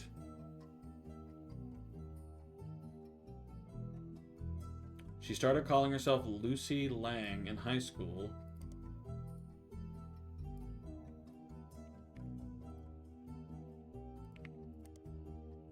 Lucy Lang is not exactly a common name, but it's not the most uncommon. There are a few that come up with any searchable details, so it might be possible to narrow it down your possibilities. Lucy Lang is mentioned on a robotic website as part of Team Talon-Claw. Let's highlight that. Team Talon-Claw are one of the only two teams from the US participating on a new robot-based show in the UK. Small women's a cappella group in Los Angeles called the Gin and Tonics. Very funny, very good, love that. A third Lucy Lang works in New York for a business called Corporate Synergetics Solutions Unlimited. That is the most scam company I've heard. Robotics Club of Mid-Eastern University. The robot, also named Talon-Claw, has been selected for appearance on the second season of a British television show focused on robot fighting. Wow. I can't believe Ryuk's favorite fucking show got featured in this video game. A small blurb mentions that robot fighting leagues have existed for a few years, but there have been recent moves to televise it. Talon-Claw was one of two teams selected from the U.S. The Robotics Club is a text-only site that you can find, linked from the university's student section. This site seems like it's used mostly to announce the schedule to its members. The club is supposed to meet every Tuesday and Thursday, but the last 8 dates have all been cancelled because a few members of the team are currently in the UK filming. At the bottom, the traveling members of Talon-Claw are listed as Team Captain Jaya Patel and supporting members Lucy Lang and Kurt Hauser. Okay, what about Kurt Hauser? Nope. So just Lucy Lang. Okay, so that's probably a dead end then. What about Gin and Tonics? College a cappella group out of Los Angeles. Lucy Lang is listed as a soprano. There doesn't seem to be much else about her other than her name, and that she performs as a soloist on a song called Like the Wind. The group was featured on a CD compilation called Boca. Nice. I'm still going to look it up, though. I know it says it's not relevant, but I'm looking it up anyway. Subways of Your Mind by FEX is an early 1980s pop song, and it was a #1 hit in many countries, though it peaked at 6 in the US. It is still played to this day in contemporary stations around the world, and is often found on compilation discs of popular music. One reviewer at the time was, that's not what I looked up, though. I looked up Like the Wind, not Subways of Your Mind. One of those rare songs that feels like it has always existed, and the artist just plucked it fully formed from the collective ether. It's hard to imagine a world in which this modern classic won't become a regular part of our audio landscape for the next 100 years. What a sad, empty world that would be. FEX had many follow-ups that were just as popular in European countries, so their continued success was significantly more limited in the United States. Their next single, Talking Hands, only reached number 24. Let's highlight that. Modern Danger failed to chart at all. I'm also going to highlight Subways of Your Mind.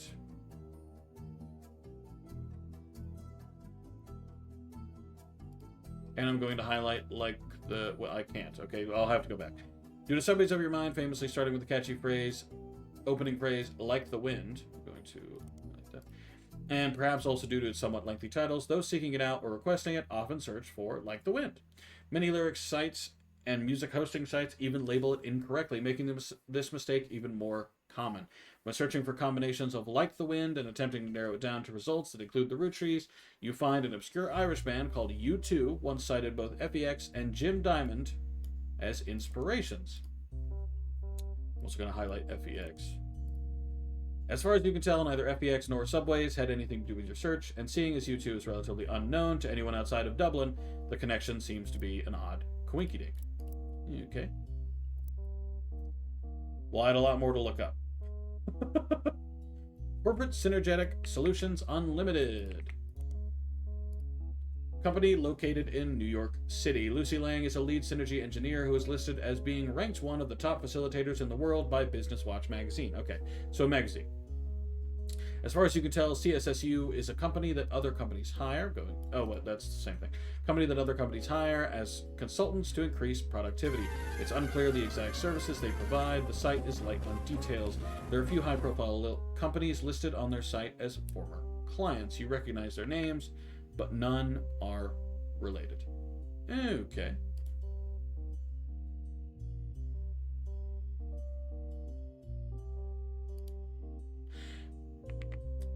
At least the names are related.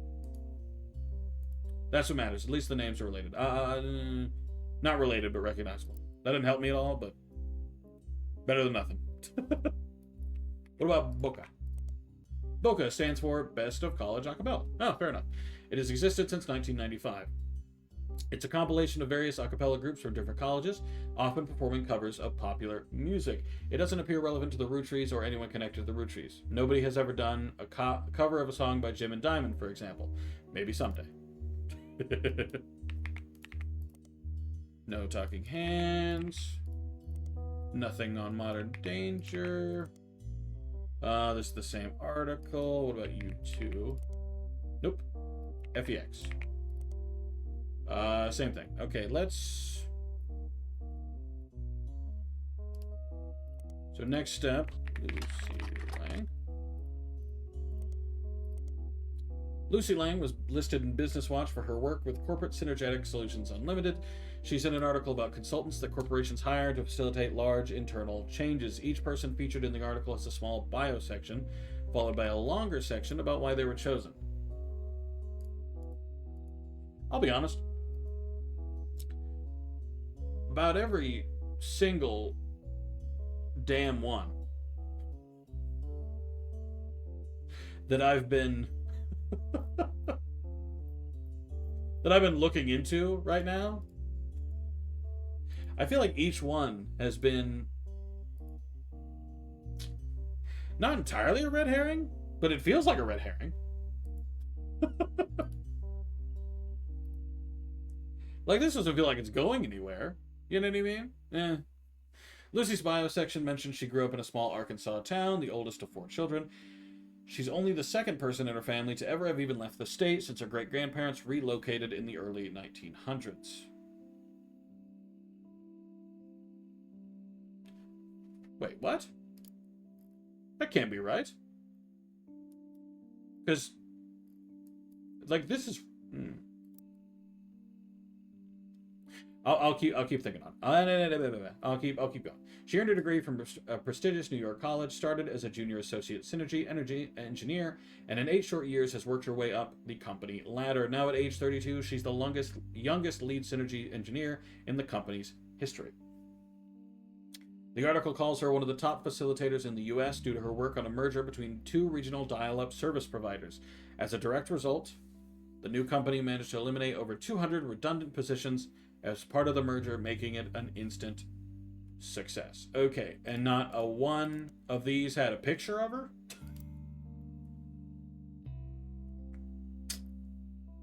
I won't lie, you're putting me through it right now. Fuck. Same thing. Okay, what about Mark? Same thing. Okay, what about Alanis Morissette? Nothing at all. What's a Butch Cassidy? Butch Cassidy and the Sundance Kid was a popular 70s film.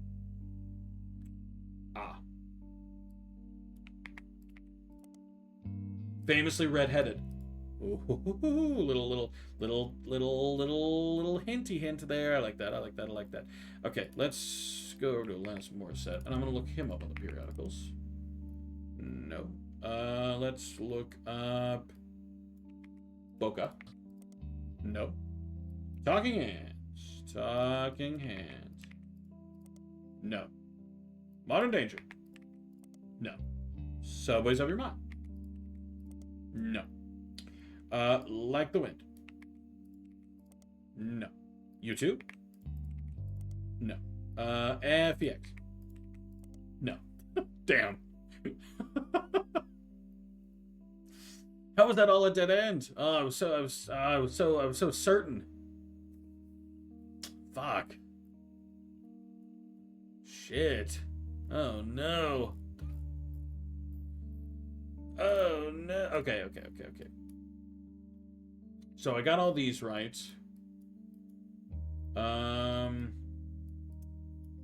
What did I fill in before, but I was super unsure about?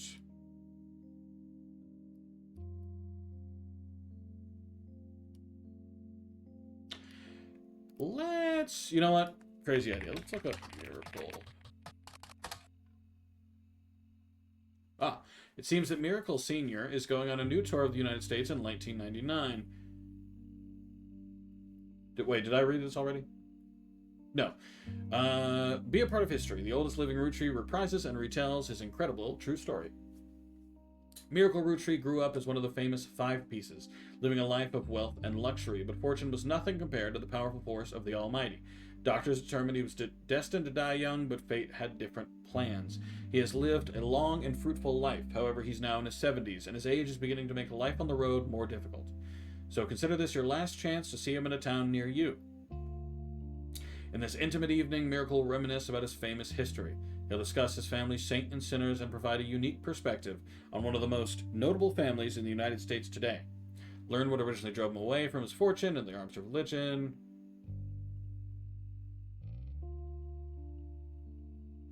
The site lists the churches he will be appearing in. Noticeably absent are any mention about Miracle's news appearances. Okay.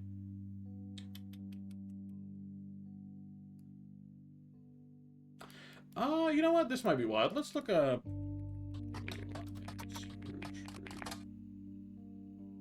Elias and Gwyneth Rootree were never really celebrities, but the general public's perception of them as classic faces associated with the Rootree Candy Company had always been in high regard. This is Elias's intention as a family man with his family brand. Since 6 Pieces, the Candy Company has placed much less of an emphasis on Elias as a historical brand-connected figure, but there have also been those who have argued that it was his right to decide how to split inheritance and that he did nothing wrong. This has led to some heated television exchanges and countless op-eds. The first Anderson maple farm only used to be a popular tourist attraction during the summer months when it had special tours. However, it has since seen an explosion of off-season business as religious and political groups decide to visit to show support. This rise in support was in turn followed by pickets from gay rights activists when some particularly inflammatory organizations made their pilgrimage. Amongst all this conflict, the farm has been shut down. The website says, check back later, but has no date listed. The quote from Bess Williams' book appear to have been taken down. Remind me what Bess Williams' book?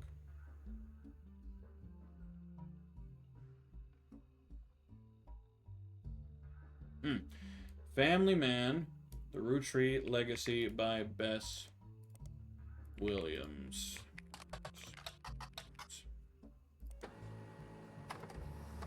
A reprinting of an old book about Elias. It's blatant corporate propaganda. Good for him. Maybe not. They didn't seem like that good of a guy. I take that back. Does that at least have a picture of him? It does. Sick. The dictionary defines propaganda as information, especially of a biased or misleading nature, used to promote or publicize a particular political cause or point of view. But if they were to replace that definition with a picture, it would be a picture of this book. The book tells you nothing new about Elias, and from what you know about his true feelings towards some of his extended family, you're not sure it says anything true about Elias either. The reissue of the book was so lazy, they reused the famous photo of Elias from Business Watch, whose copyright had expired. The best thing it has going for it is that it's only 85 pages long. Got it. Well, at least I have a picture, though. That's a win. You know, it's literally a reuse of that picture, but, you know, picture's a picture. And how is there 2 points of evidence in this?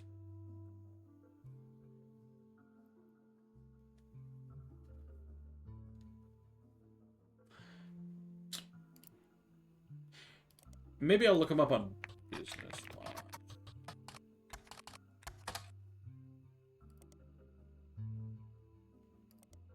Okay, so anything that says that it has been updated in 8 months, I'm going to assume that's a sign that the page isn't useful.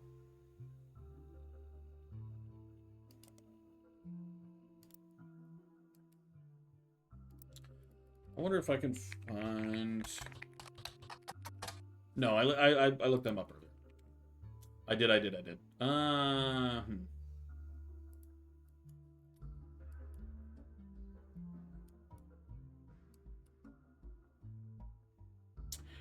I won't lie, I'm a smidgen head stumped.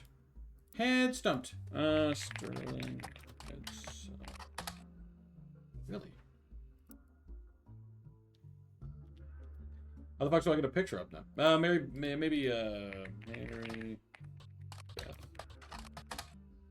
No.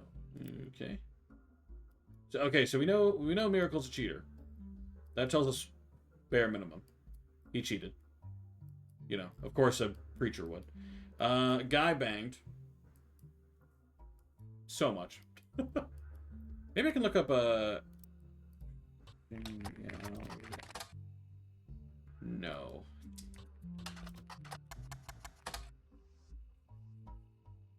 I'm just reminding myself of all the different things. The issue is I've looked up all of these.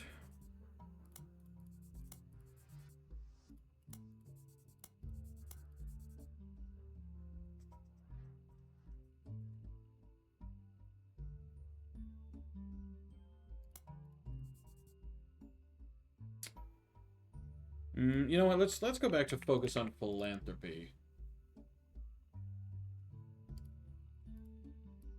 What if I looked up hanging with the Hans instead? No. Okay.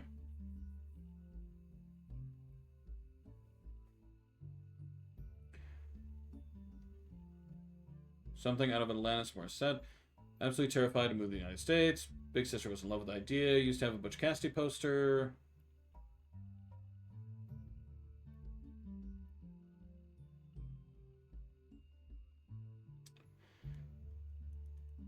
So the question, niece.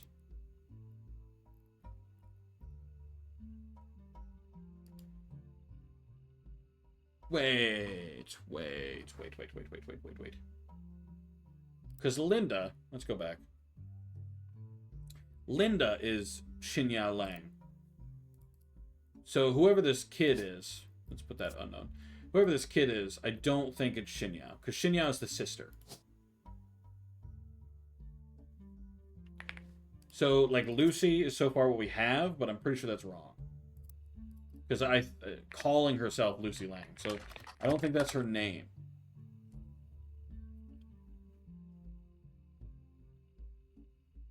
But the issue is she stayed in China.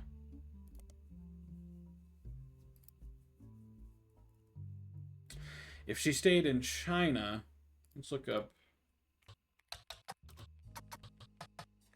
And that means she can't be any of those because they're all in the US or the UK.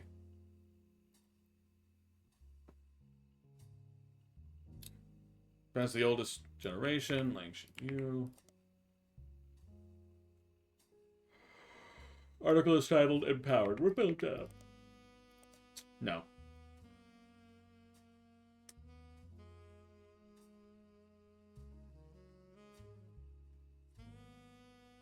Her nephew is currently in second in command. So Mark, I believe.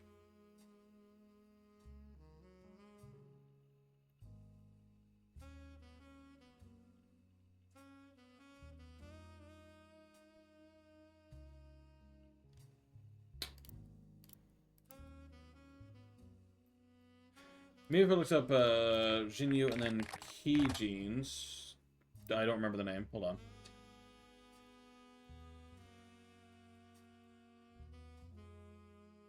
No, I spelled it right. Oh, man. Have I looked you up in the periodicals? I have. What about...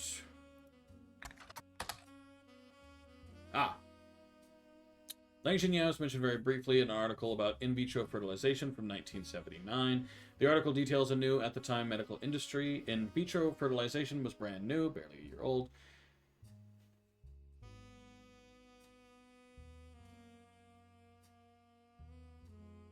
Never mind, I did read this already.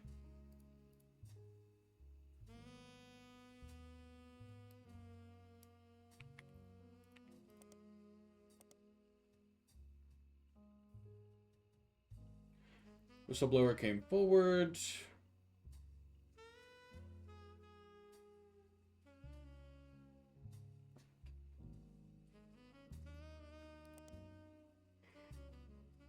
In the final week of pregnancy, the client would travel to a Keygene's facility in either China or the United States. Usually it was the opposite of their home country. They would then give birth and be photographed with their newborns. During the recovery, they would then stay on the premises for a few weeks to a month. This is equivalent to an extremely high-class spa. After those few weeks, the photos would be released, and the birth would be announced as if it had just happened.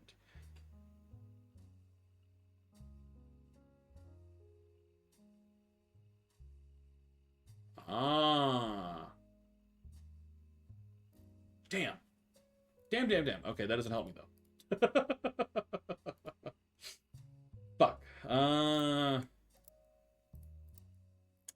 I keep running into dead ends. How do I keep managing this? I did not run into dead ends this often. Last time. What am I doing wrong?